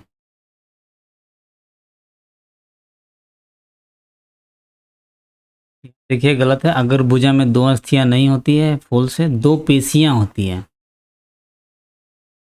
तिलचट्टों में बाह्य कंकाल पाया जाता है, हाँ इसके ऊपर तो मैंने स्पेशल फोकस किया था। अब देखिए कॉलम 1 और कॉलम 2 को मिलाना है। जैसे ऊपरी जबड़ा क्या है? एक अचल संधि है। मछली क्या है? मछली का शरीर धारा रेखीय होता है, इसको कवर किया था हमने। पसलियाँ क्या है? हृदय की सुरक्षा करती है। फिर घोंघा क्या है? बहुत ही धीमी गति से चलता है। फिर तिलचट्टा क्या है? इसके ऊपर 3 है, शरीर पर पंख भी होते हैं, बाह्य कंकाल भी होता है और हवा में भी उड़ सकता है। अब निम्न प्रश्नों के उत्तर दीजिए। देखिए, खंदूक खलिका संधि क्या है? एक प्रकार की संधि है जो कि सभी दिशाओं में गति करता है। फिर कपाल किस कौन सी अस्थि गति करती है? तो कपाल की कौन सी अस्थि गति करती है? कोई नहीं करता है, सब अचल संधि से जुड़े होते हैं कपाल। ठीक है, हाँ अगर जबड़ा बोलता है या फिर अगर कपाल का अर्थ पूरे सिर में लिया जाता है तो उसमें हम लोग क्या बोलते हैं? निचली जबड़ा जो है वह गति करती है। फिर हमारी कोहनी पीछे की ओर क्यों नहीं मुड़ सकती है? क्योंकि हिंज संधि क्या होता है? एक ही तरफ उसको मोड़ने के लिए बना होता है। अब देखिए हम लोग 9 चैप्टर को स्टार्ट करते हैं। सजीव और उसके परिवेश के बारे में जानेंगे। हम लोग 9th चैप्टर में सजीव और उनके परिवेश के बारे में जानेंगे। साथ ही साथ 9 और 10 दोनों चैप्टर को हम लोग यहाँ समाप्त करने वाले हैं और बहुत ही जल्दी करने वाले। जो भी इम्पोर्टेंट चीज़ें हैं उस पर हम लोग ज़्यादा ही फोकस करके उसको ख़त्म करने की कोशिश करेंगे। अब देखिए यहाँ पर क्या है कि एक छुट्टी हुई थी बच्चों की तो वह लोग सब घूमने गए, ठीक है। किसी ने राजस्थान गया, कोई और कहीं गया, कोई और कहीं गया। उसमें से सभी जो स्थान थे ना एक दूसरे से बहुत ही भिन्न थे। कुछ बहुत ठंडे थे, कुछ गर्म थे, कुछ सूखे थे, कुछ आर्द्र थे, ठीक है। उसमें हर एक स्थानों पर अनेक प्रकार के बहुत सारे सजीव वस्तुएं थे। अब यहाँ पर सजीव वस्तुएं में उन्होंने यह जानने की कोशिश की कि क्या पृथ्वी पर कोई ऐसा स्थान है जहाँ कोई भी सजीव नहीं पाया जाता। तब ये बूझो जो था लड़का था उसने सोचा कि अलमारी के अंदर नहीं होगा, लेकिन वहाँ पे देखा कि वहाँ पर भी एक मकड़ी था। मिट्टी के अंदर भी देखा तो वहाँ पर भी लकड़ी था। यहाँ तक कि अब वैज्ञानिकों ने ज्वालामुखी के अंदर में भी सूक्ष्म जीवों को खोज निकाला है। तो देखिए उसी में सजीव एवं उसका परिवेश कहाँ होता है। देखिए उनके माइंड में एक विचार आया कि जो बहुत प्रकार के जीव जो थे वह कहाँ पर पाए जाते हैं, यानी कि वह उनका परिवेश कैसा था, यानी क्यों वहाँ पर पाए जाते हैं, रेगिस्तान में पाए जाते हैं, कोई सूखे जगह में क्यों पाया जाता है, किस तरह से पाया जाता है। तो उसका उत्तर जानने के लिए यहाँ पर आवास और अनुकूलन को लिया गया है। अब देखिए इस यहाँ पर क्या था, आवास अनुकूलन में हम लोग क्या देखते हैं। अब इसमें से देख रहे हैं कि बहुत सारे क्षेत्रों की अलग अलग प्रकृति होती है।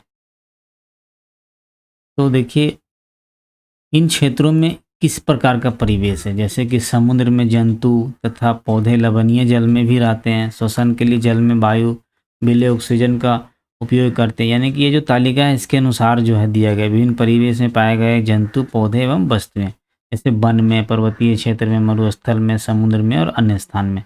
वन में क्या पाए जाते हैं, मान लो कि शेर है, ठीक है, किस तरह का पर्वतीय क्षेत्र में क्या पाया जाता है फिर मरुस्थल में, जैसे कि जिराफ है, ऊँट हो गया, समुद्र में मछली पाई जाती है। देखिए, मरुस्थल में जल बहुत कम मात्रा में उपलब्ध होता है। मरुस्थल में दिन में क्या होता है, बहुत ही गर्मी होती है, जैसे-जैसे आप रात होते जाता है उस तरह से ठंडा बढ़ते जाता है, रात में ठंडी होती है। ठीक है, मरुस्थल में पाए जाने वाले पौधे एवं जंतु जो है भूमि पर रहते हैं, श्वसन के लिए आसपास की वायु का उपयोग करते हैं। देखिए, समुद्र तथा मरुस्थल विभिन्न प्रकार के परिवेश हैं, विभिन्न प्रकार के जंतु भी होंगे। तब उसमें से देखिए मरुस्थल में ऊँट रहता है और समुद्र में मछली होता है। फिर पर्वतीय क्षेत्र में भी आप वहाँ भेड़ को देखते होंगे, ठीक है, क्योंकि वहाँ पर्वतीय क्षेत्र में ठंडा भी होता है। ऊँट के पैर लंबे होते हैं, जिससे क्या होता है उनका शरीर जो है रेत की गर्मी से बचा रहता है, यानी कि दूर रहता है। वह जो मूत्रोत्सर्जन की मात्रा वो बहुत कम होती है उनका, और मल शुष्क होता है।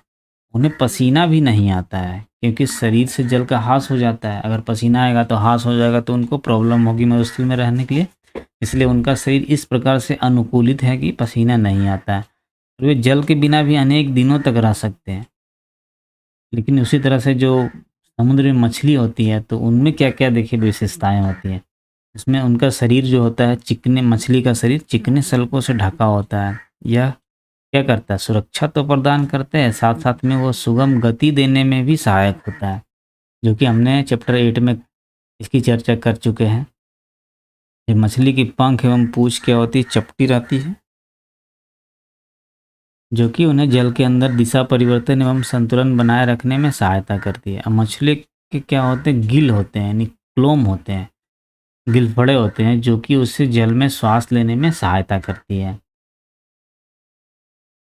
अब देखिए, सजीवों की इन सभी किस्मों में ऐसी कुछ विशिष्ट संरचनाएं होती हैं जो उन्हें अपने परिवेश में रहने के योग्य बनाती है, जिनमें वे प्रायः पाए जाते हैं।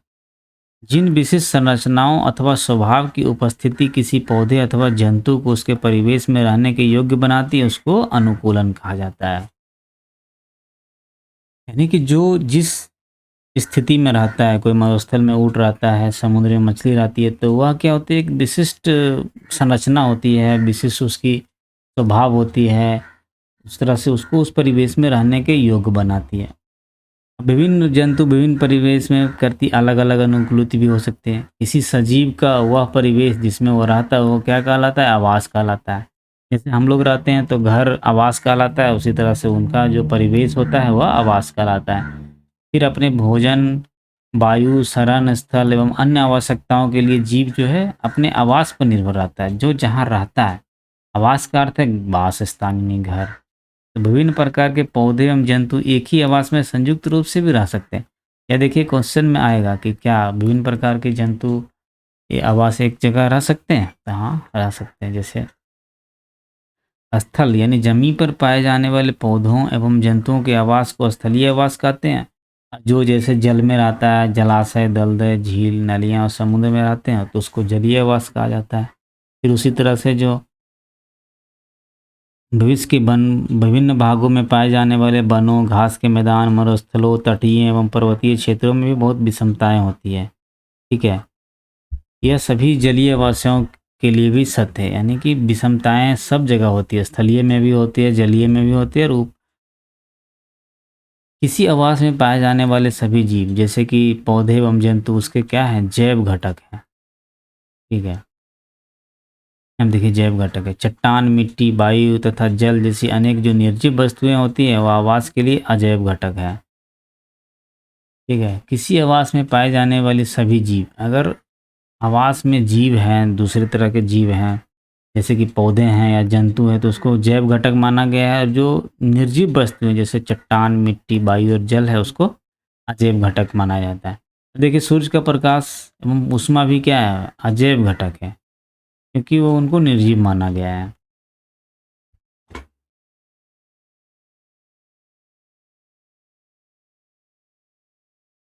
अब देखिए, अनुकूलन जो होता है वो एक दिन का विषय नहीं है।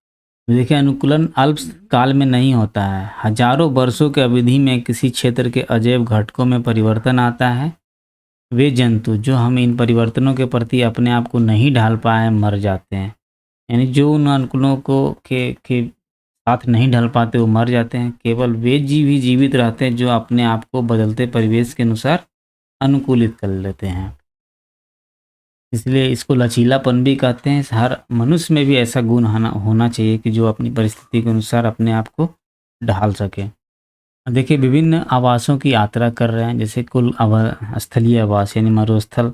मरुस्थल में ऊँट पाए जाते हैं और ऊँट का अनुकूलन इस तरह होता है। ऊँट ऊँट के साथ-साथ में जो मरुस्थल में रहने वाले कुछ और जीव हैं, जैसे कि चूहा एवं साँप है।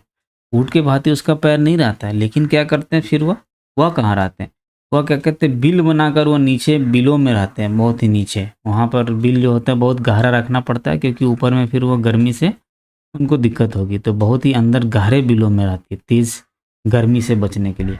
और जब तापमान कम हो जाता है रात में, तभी वह बिल से बाहर निकलते हैं। ठीक है। फिर मरुस्थल में कुछ और उगने वाले जीव हैं, जैसे कैक्टस का पौधा हो गया। कैक्टस का पौधा किस तरह से अपने आप को ढालता है? देखिए, मरुस्थलीय पौधे बाष्पोत्सर्जन द्वारा जल की बहुत ही कम मात्रा निष्कासित करते हैं। वहाँ पर जो जल जो होता है वो बहुत ही कम मात्रा में निकलता है। इसलिए क्या होता है, उसमें पत्तियाँ अनुपस्थित होती है। पत्तियाँ नहीं रहती कैक्टस में, या तो फिर होती भी है तो बहुत ही छोटी होती है। अब यह जो छोटी है, पौधों में पत्तियाँ जो होता है कांटों का रूप ले लेती हैं। अब पत्तियाँ जो है कांटों में परिवर्तित हो जाती है। इससे क्या होता है, बाष्पोत्सर्जन उनका कम हो जाता है। कांटे हो जाएँगे, वो सख्त हो जाएँगे, दृढ़ हो जाएँगे इस तरह से, तो उसमें बाष्पोत्सर्जन कम होगा।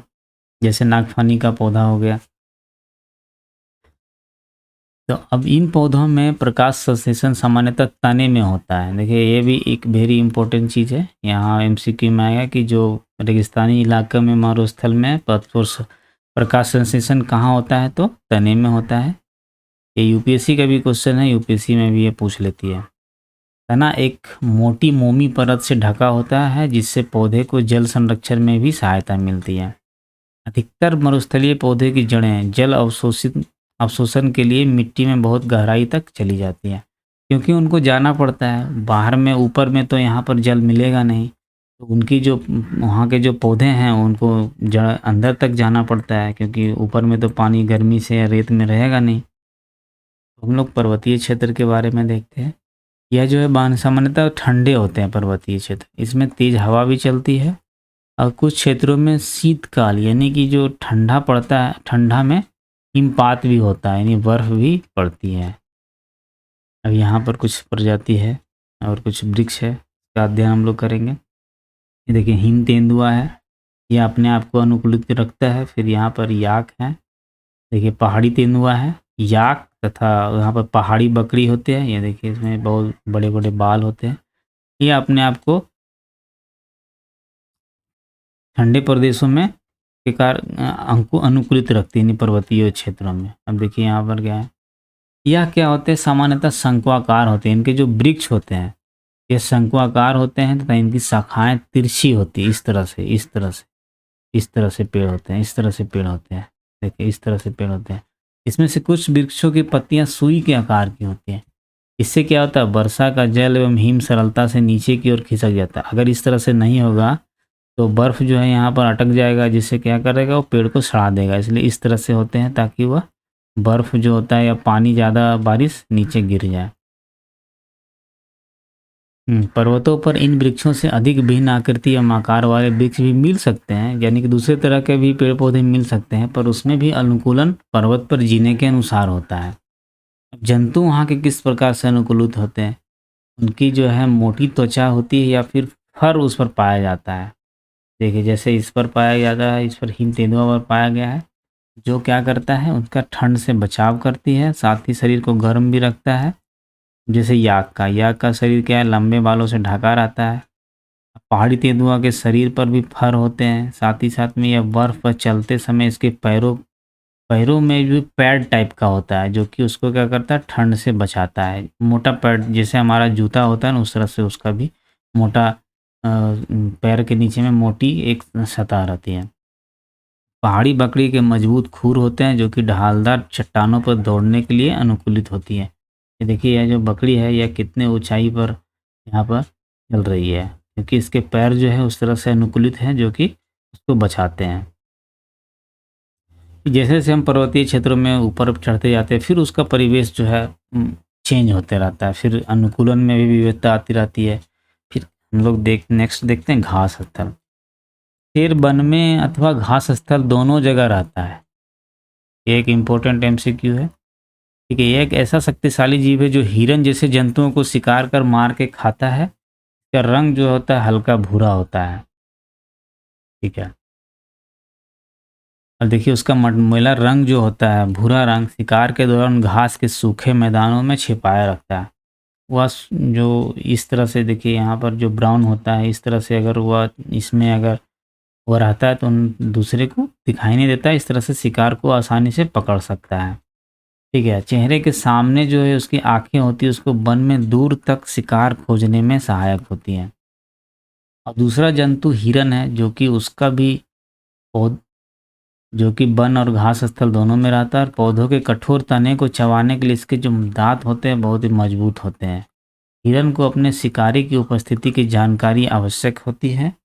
और होता क्या है कि ताकि वह शिकार से बच सके और वहाँ से भाग ना जाए, तो कान भी जो होते हैं उसके बहुत ही सेंसिटिव होते, लंबे होते हैं। साथ ही साथ में आंखें जो होती है ना, वह भी जो प्रत्येक दिशा में घूमती है, यानी 360 डिग्री घूमती है।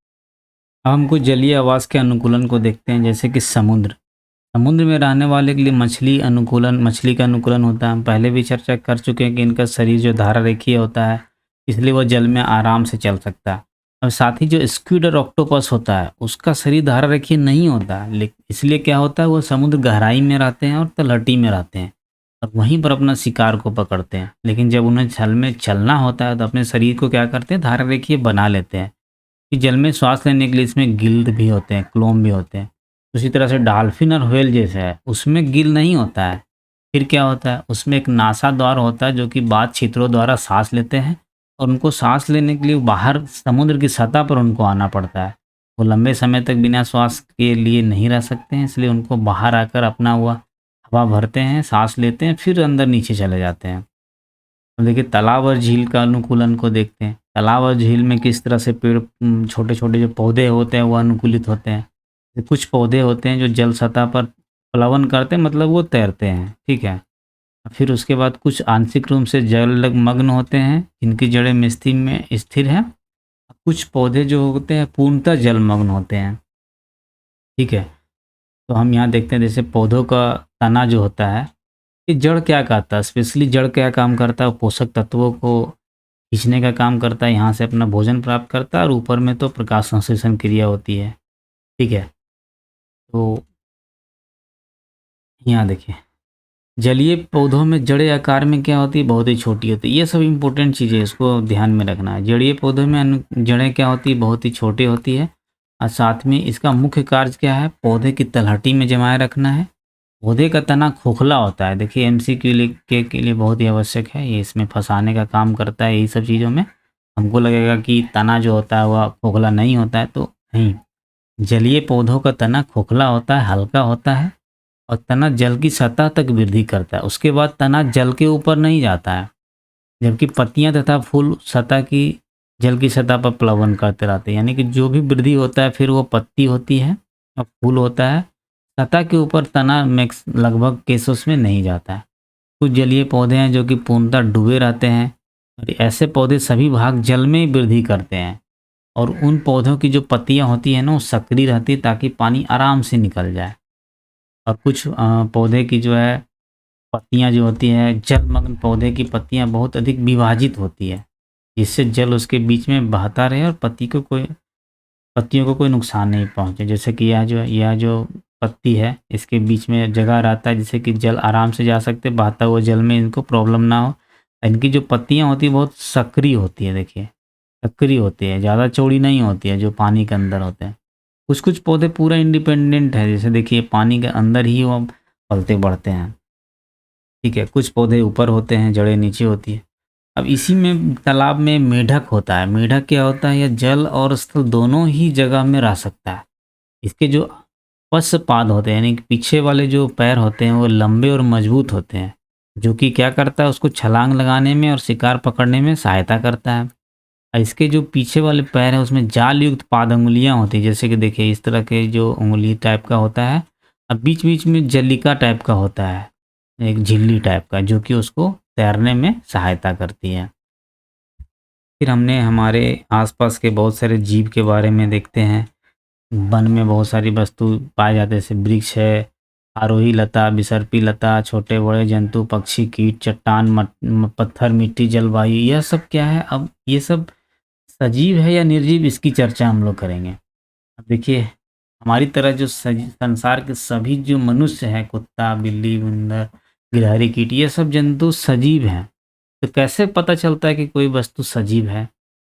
अब देखिए, पौधे में भी वृद्धि होता है, ठीक है? और साथ ही साथ में दूसरी ओर कार एवं बस चल सकती है, तो उसको क्या हम लोग क्या बोलते हैं? निर्जीव बोलते हैं। लेकिन जंतु और पौधे क्या बोलते हैं? वो सजीव होते हैं, उसमें भी गति होती है।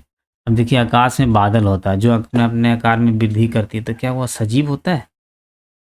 इस तरह से हम कैसे जानेंगे कि दोनों सजीव है या निर्जीव है? अब देखिए, क्या सभी सजीवों को भोजन की आवश्यकता होती है?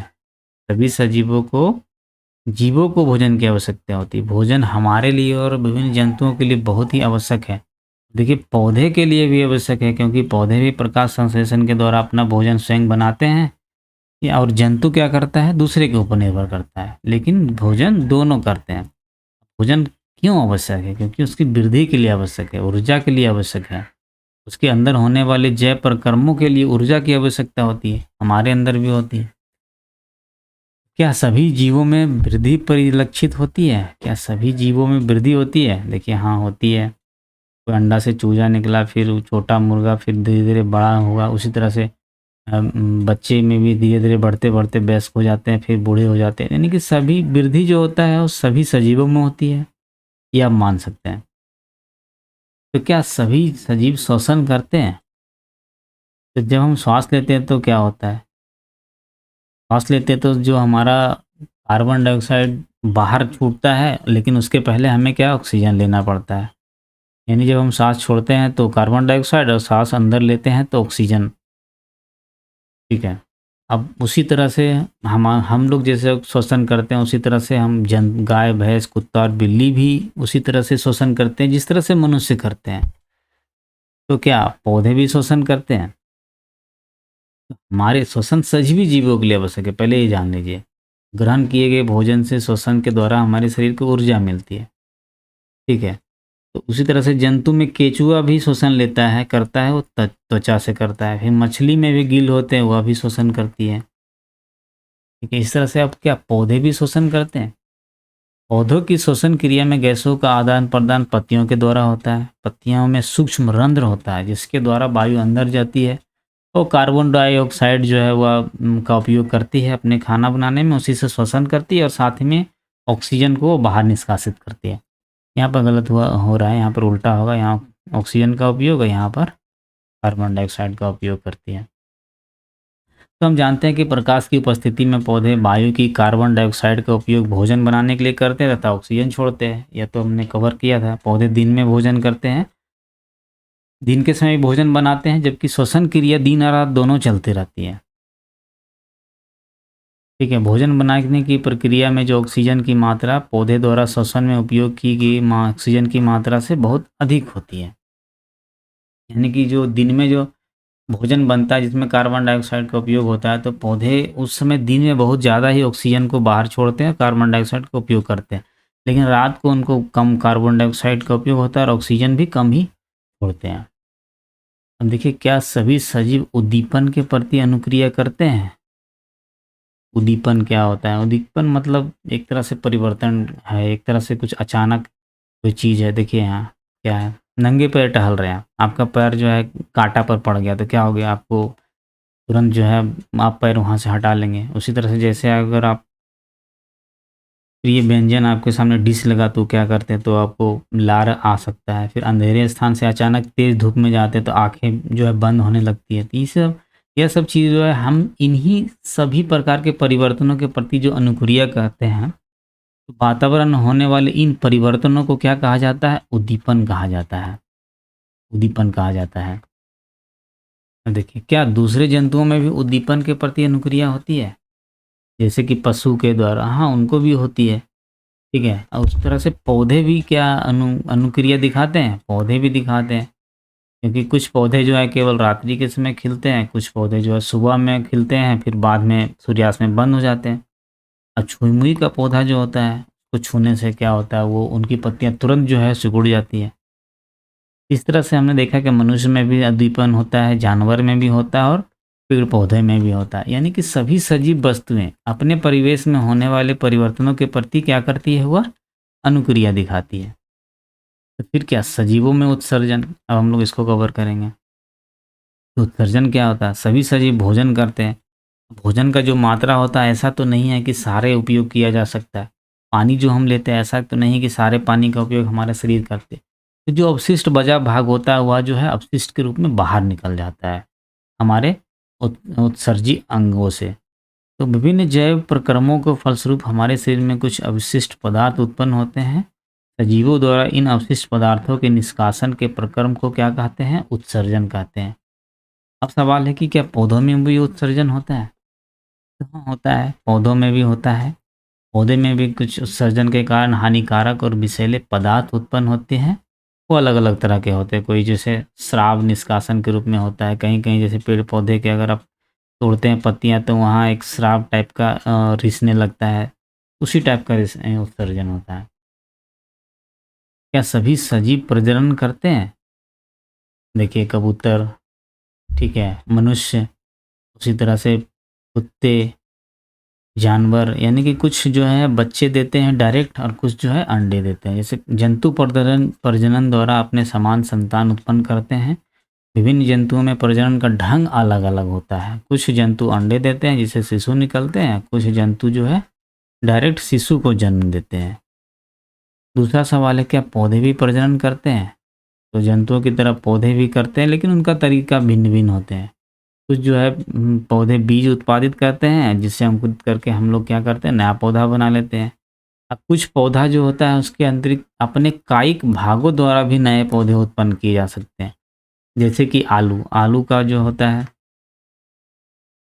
आलू से ही पेड़ उगाया जा सकता है। आलू बीज नहीं है लेकिन फिर भी उससे हम लोग दूसरे आलू के पौधे को उत्पन्न कर सकते हैं। तो सजीव प्रजनन प्रक्रिया द्वारा अपने समान अनेक संतान उत्पन्न करते हैं। विभिन्न जीवों में प्रजनन की विधियां भी विभिन्न प्रकार की होती हैं। हमने इसको कवर किया। तो क्या सभी सजीव गति करते हैं?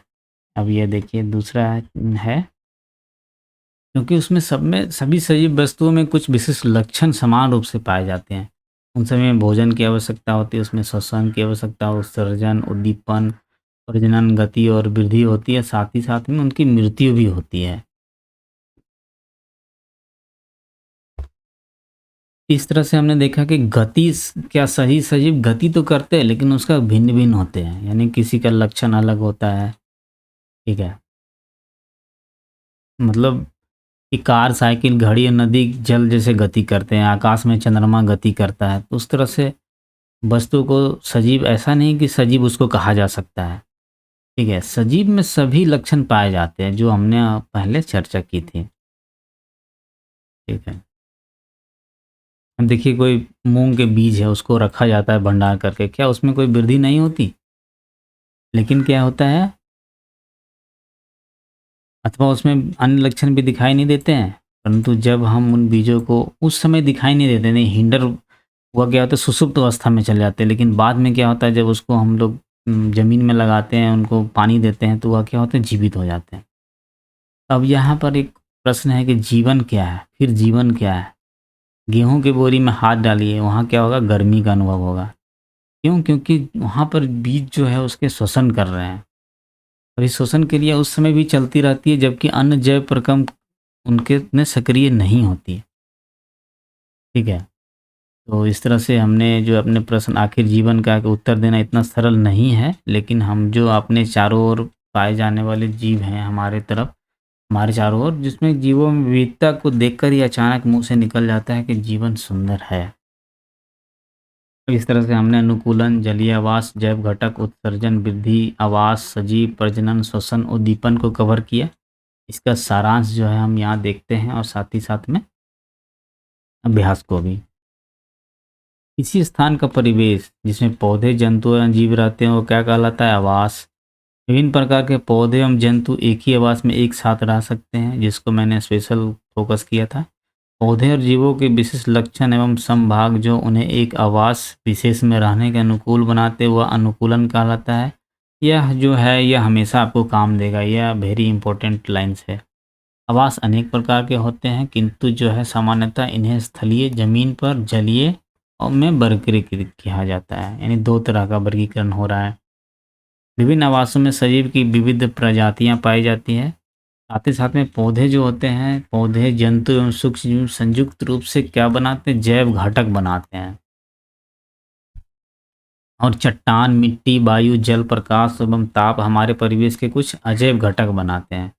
सजीव वस्तु के कुछ लक्षण हैं, जैसे कि भोजन, श्वसन, उत्सर्जन, पर्यावरण के प्रति अनुक्रिया, प्रजनन, वृद्धि एवं गति। इनसे हम पता लगा सकते हैं कि यह सजीव है।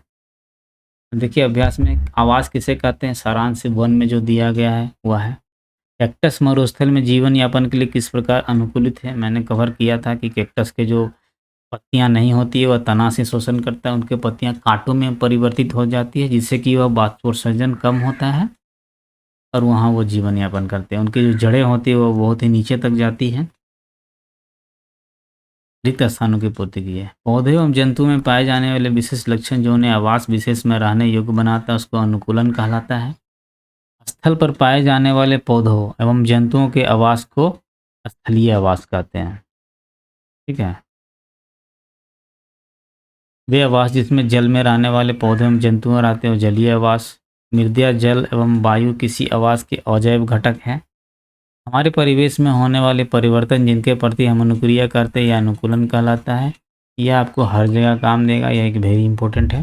निम्नलिखित सूची में कौन सी निर्जीव वस्तुएं आप जान सकते हैं जिसमें वृद्धि नहीं होती है, इसमें गति नहीं होती है, बहुत तरह के उसमें श्वसन नहीं होता है।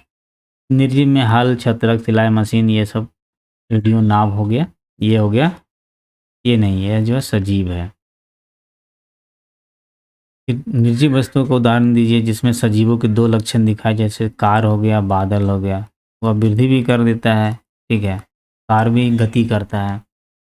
निर्जीव वस्तु का उदाहरण देना है। निम्नलिखित में से कौन सी निर्जीव वस्तुएं किसी समय सजीव का अंश थी, यानी सजीव का अंश था, सजीव के अंश से बनाया गया चीज जो है उसको हम लोग यह कह सकते हैं। तो मक्खन हो गया, चमड़ा हो गया, मृदा हो गया, ऊन हो गया, मृदा नहीं ऊन हो गया। यह क्या है, सजीव, पहले जो है ऊन जो है भेड़ से बनाया जाता है, पहले सजीव का अंश थी लेकिन उसको काट कर ऊन बनाया गया, तो यह हो गया निर्जीव हो गया। इस तरह से खाद्य तेल सरसों के पौधे से मिला। फिर सेब और रबड़। सजीवों के विशिष्ट लक्षण सूचीबद्ध कीजिए। क्या क्या होता है, देखिए सजीवों के लक्षण में यहाँ आप सारांश को आराम से दे सकते हैं। सजीव के कुछ समान लक्षण हैं, भोजन की आवश्यकता होती है, श्वसन, उत्सर्जन, पर्यावरण के प्रति अनुक्रिया, प्रजनन, विधि, वृद्धि एवं गति। इस तरह से कुछ क्रियाकलाप है कि पृथ्वी के बाहर की जीवन की क्या संभावना है, यह आप कर सकते हैं। इसके साथ ही हम लोग पहुँचते हैं अब चैप्टर नंबर 10 में, जो कि है गति एवं दूरियों का माप। 10 चैप्टर में यहाँ पर गति एवं दूरियों का मापन का यहाँ पर थोड़ा सा इंट्रोडक्शन है। देखिए यातायात की कहानी। पहले क्या होता है कि प्राचीन काल में लोग कैसे चलते थे, लोगों के पास यातायात के कोई साधन नहीं था, तो पैदल चलते थे या तो फिर अपने पशुओं की पीठ पर लाद कर कुछ सामान लेकर जाते थे। फिर धीरे धीरे क्या हुआ, लकड़ी की गुट्टिका बनाई गई, फिर उससे नाव बनाई गई, फिर उससे नाव के साथ साथ में फिर धीरे धीरे इस तरह से आविष्कार होता गया। जैसे कि कुछ लोग जो है पशु पर ही निर्भर होते थे, लेकिन बाद में फिर वाष्प इंजन का आविष्कार हुआ, तो फिर साइकिल, देखिए घोड़ा गाड़ी हुआ, फिर उसी तरह साइकिल हुआ, फिर बस, फिर ट्रेन, फिर उसी तरह से शिप, फिर एरोप्लेन। इस तरह से धीरे धीरे परिवहन के साधन जो है बढ़ते गए।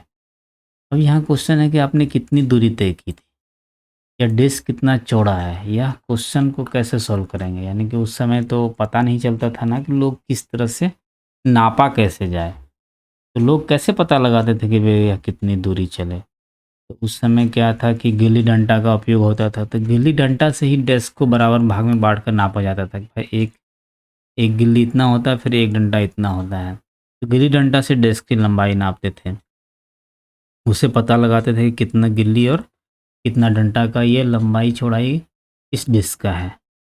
फिर देखिए बाद में डोरी की सहायता से फिर नापा गया। लेकिन इससे तो पता नहीं चल रहा था ना। लेकिन डोरी को क्या करते हैं मोड़कर लंबाई, जैसे एक डोरी ले लिया, उसमें बोला कि भाई ये आधा डोरी है, ये फिर 1/4 डोरी है, फिर ये 1/8 डोरी है। फिर इस तरह से बहुत तरह की आवश्यकताएँ जो है धीरे-धीरे बढ़ने लगी। अब कुछ मापन का धीरे-धीरे आगे जो है आविष्कार होने लगा। जैसे कि यहाँ पर देखिए बित्ता से नापने लगे कि एक बित्ता इतने का है, एक अपने हाथ से नापने लगे। फिर यहाँ मापन का अर्थ क्या है? मापन का अर्थ है किसी अज्ञात राशि को उसी प्रकार की कुछ ज्ञात राशि से तुलना करना।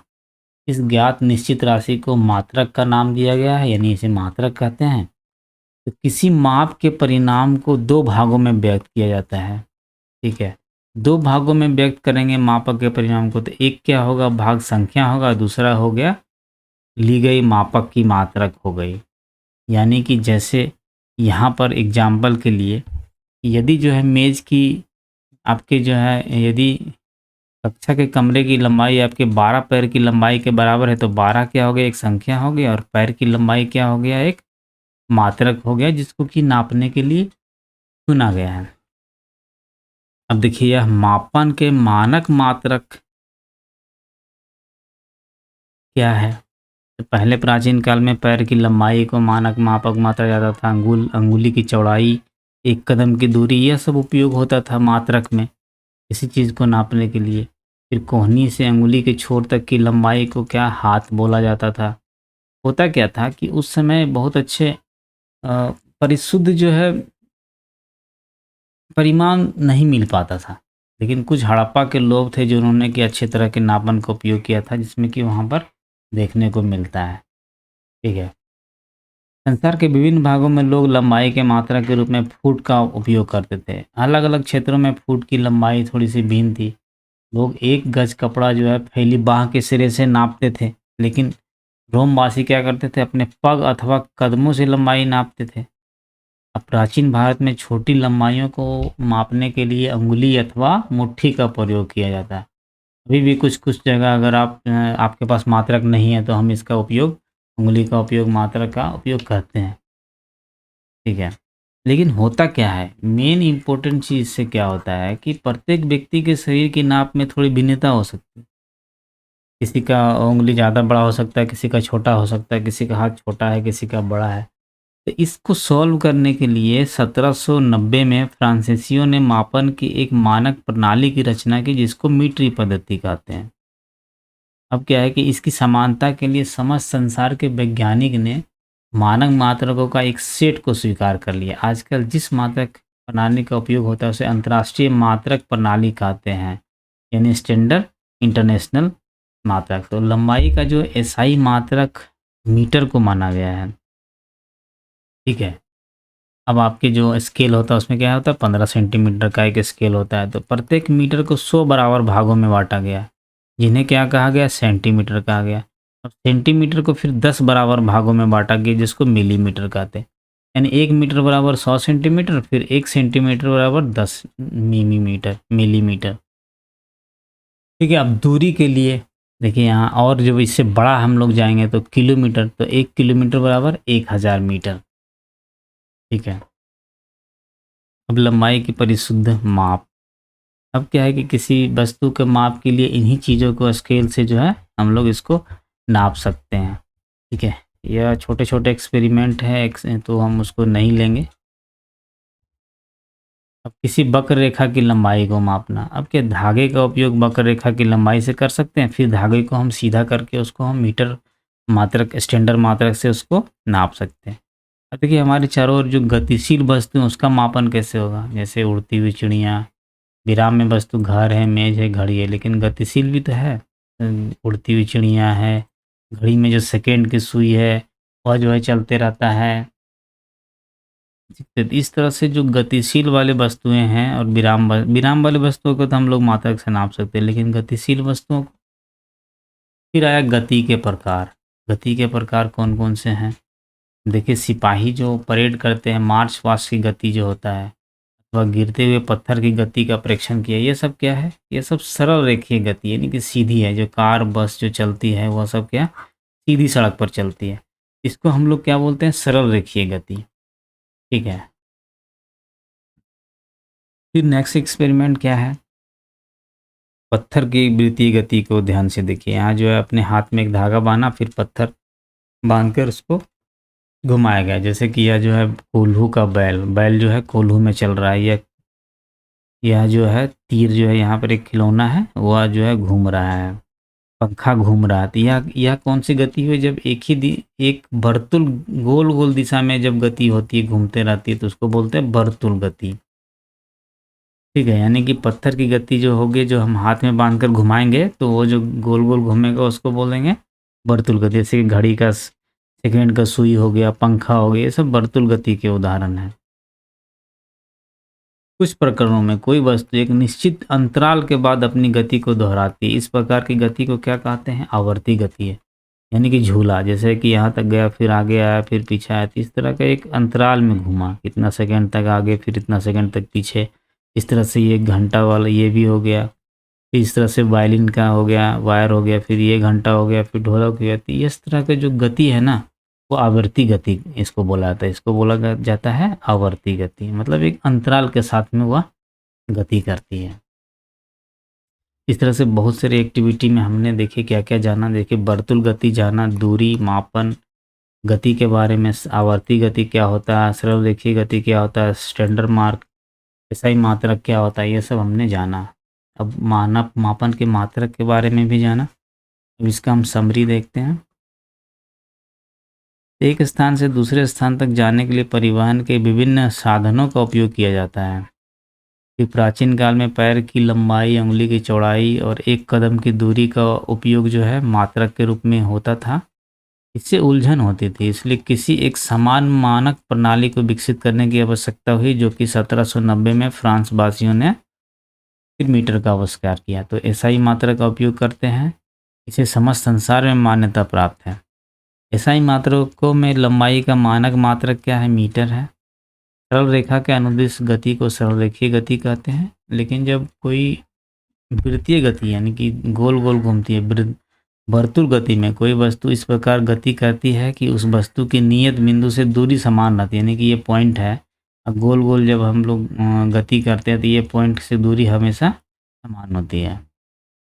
ऐसी गति जो निश्चित समय अंतराल के बाद दोहराती है, उसको क्या कहते हैं? आवर्ती गति कहते हैं। एक्सरसाइज को हम लोग सॉल्व करेंगे। इसमें क्या है, 1 मीटर में कितना 100 सेंटीमीटर होते हैं, तो 5 किलोमीटर में क्या होगा? 5000 मीटर होंगे, क्योंकि 1 किलोमीटर में कितना हो जाएगा? 1000 मीटर होता है। तो इससे हम 5 से गुना कर देंगे तो क्या हो जाएगा? 5 किलोमीटर का हमें 5000 मीटर मिल जाएगा। फिर इस तरह से झूले पर किसी बच्चे की गति क्या होगी? आवर्ती गति होती है, जो कि एक समय अंतराल में हो रहा है, एक समय अंतराल से हो रहा है, इसलिए इसको हम आवर्ती गति कहते हैं। फिर किसी सिलाई मशीन की सुई की गति क्या होगी? आवर्ती गति होगी। ये भी आवर्ती गति हो, क्योंकि वो एक समय अंतराल में ऊपर नीचे सुई होते हैं। साइकिल के पहिए की गति क्या होगी? वर्तुल होगी, गोल होता है, बिंदु हमेशा समान रहता है ये केंद्र से, तो वर्तुल। पग अथवा कदम का उपयोग लंबाई के मानक मात्रा के रूप में क्यों नहीं किया जाता? क्योंकि सबका अलग अलग मात्रा होता है। किसी का कदम लंबा हो सकता है, किसी का छोटा हो सकता है। निम्नलिखित लंबाई के बढ़ते परिमाण में व्यवस्थित कीजिए। देखिए, इसमें से सबसे छोटा जो हो जाएगा मिलीमीटर होगा, फिर उसके बाद सेंटीमीटर होगा, फिर मीटर होगा, और फिर लास्ट में किलोमीटर होगा। ये लास्ट में किसी व्यक्ति की लंबाई 1.65 मीटर, इसे सेंटीमीटर तथा मिलीमीटर में व्यक्त कीजिए। देखिए, सेंटीमीटर में क्या है कि 1 सेंटीमीटर बराबर 10, सॉरी यहाँ मीटर है ना, 1 मीटर बराबर 100 सेंटीमीटर। तो यहाँ पर क्या हो जाएगा? 100 से गुना कर देंगे 1.65 को, 165 सेंटीमीटर हो जाएगा। और जब उसको मिमी में करना है तो उसको 10 से फिर गुना करेंगे, क्योंकि 1 सेंटीमीटर बराबर होता है 10 मिलीमीटर। तो यहाँ 1650 मिलीमीटर हो जाएगा और 165 सेंटीमीटर हो जाएगा, और 1650 मिलीमीटर हो जाएगा। फिर राधा के घर तथा स्कूल के बीच में दूरी क्या है? 3250 मीटर है। इस दूरी को किलोमीटर में व्यक्त कीजिए। तो 1000 मीटर इक्वल होता है 1 किलोमीटर। यहाँ पर 3250 मीटर है, तो 1000 से भाग देंगे तो हमें कितना आ जाएगा, 3.25 किलोमीटर। अब किसी स्वेटर बनने की सिलाई की लंबाई मापते इसमें स्केल पर जो है एक सिरे का पाठ्यक्रम 3 सेंटीमीटर, दूसरे का 33.1 सेंटीमीटर है, तो सिलाई की लंबाई कितनी है, यानी यहाँ पर था एक, यहाँ पर नापा तो 3 सेंटीमीटर रहा, यहाँ पर 33.1 सेंटीमीटर दूसरे सिरे की लंबाई हो गई। तो इसको घटाने से हमें मिल जाएगा आंसर। 33 में 3 सेंटीमीटर घटा दिया जाएगा तो 30.1 सेंटीमीटर हो सिलाई होगा। किसी चलती हुई साइकिल के पहिए तथा चलते हुए छत के पंखों की गतियों में समानताएं और असमानताएं लिखिए। देखिए, चलती हुई गति साइकिल के पहिए और छत का पंखा जो दोनों वृत्तीय गति में चल रहा है, ये हो गया समानताएं। ठीक है। असमानता में क्या है, साइकिल का पहिया जो है दूरी तय कर रहा है, जबकि छत का पंखा दूरी तय नहीं कर रहा, वह एक ही जगह रह रहा है। आप दूरी मापने के लिए लचीले फीते का उपयोग क्यों नहीं करते? यदि आप किसी दूरी को लचीले फीते से नापे तो आपकी माप को किसी अन्य को बताने में आपको जो समस्या आएगी, उनमें से कुछ समस्याएं लिखिए। अब दूरी नापने के लिए लचीला फीता लेंगे तो हो सकता है सबसे पहले तो वो सही से यहाँ से यहाँ तक माप तो कर लेंगे कि यहाँ इतना फीता है, लेकिन हो सकता है यहाँ पर मुड़ा रहे तो सही पाठन जो है हमारा नहीं आएगा। इसलिए हम इसको लचीले फीते का उपयोग नहीं करते हैं, हार्ड फीते का उपयोग करते हैं ताकि कहीं पर अशुद्धियाँ नहीं हो। आवर्ती गति के दो उदाहरण, एक तो झूला हो जाएगा। झूला क्या होता है कि वो वहीं पर आपको अब एक समय अंतराल के साथ में झूलता है, एक झूला हो गया, और एक हमारा आवर्ती गति हो गया, जैसे घड़ी का घड़ी का जो घंटा होता है वो होता है, या फिर एक और ढोलक भी होता है, गिटार होता है। इसका जो गति होती है वो समय अंतराल में होती है। इस तरह से हमने लगभग 10 चैप्टर को ख़त्म कर दिया। नेक्स्ट चैप्टर में मिलेंगे। उसमें से होगा हमारा 11 चैप्टर है प्रकाश, छाया एवं परावर्तन। यह सब जितने चैप्टर हैं सब लगभग थोड़े थोड़े से, यानी कि मुख्य मुख्य बातें को इसमें समावेश किया गया है, जिसको भी हम लोग लेकर चलेंगे और फिर एडवांस में धीरे धीरे फिर क्लास बढ़ाएंगे। तो हम लोग इसको भी नहीं छोड़ेंगे, तो 6th क्लास में भी मुख्य मुख्य बातें जो हैं वहाँ से हम लोग बेसिक बनाते हुए चलेंगे। मिलते हैं नेक्स्ट चैप्टर 11 में, नेक्स्ट वीडियो में। आपका धन्यवाद।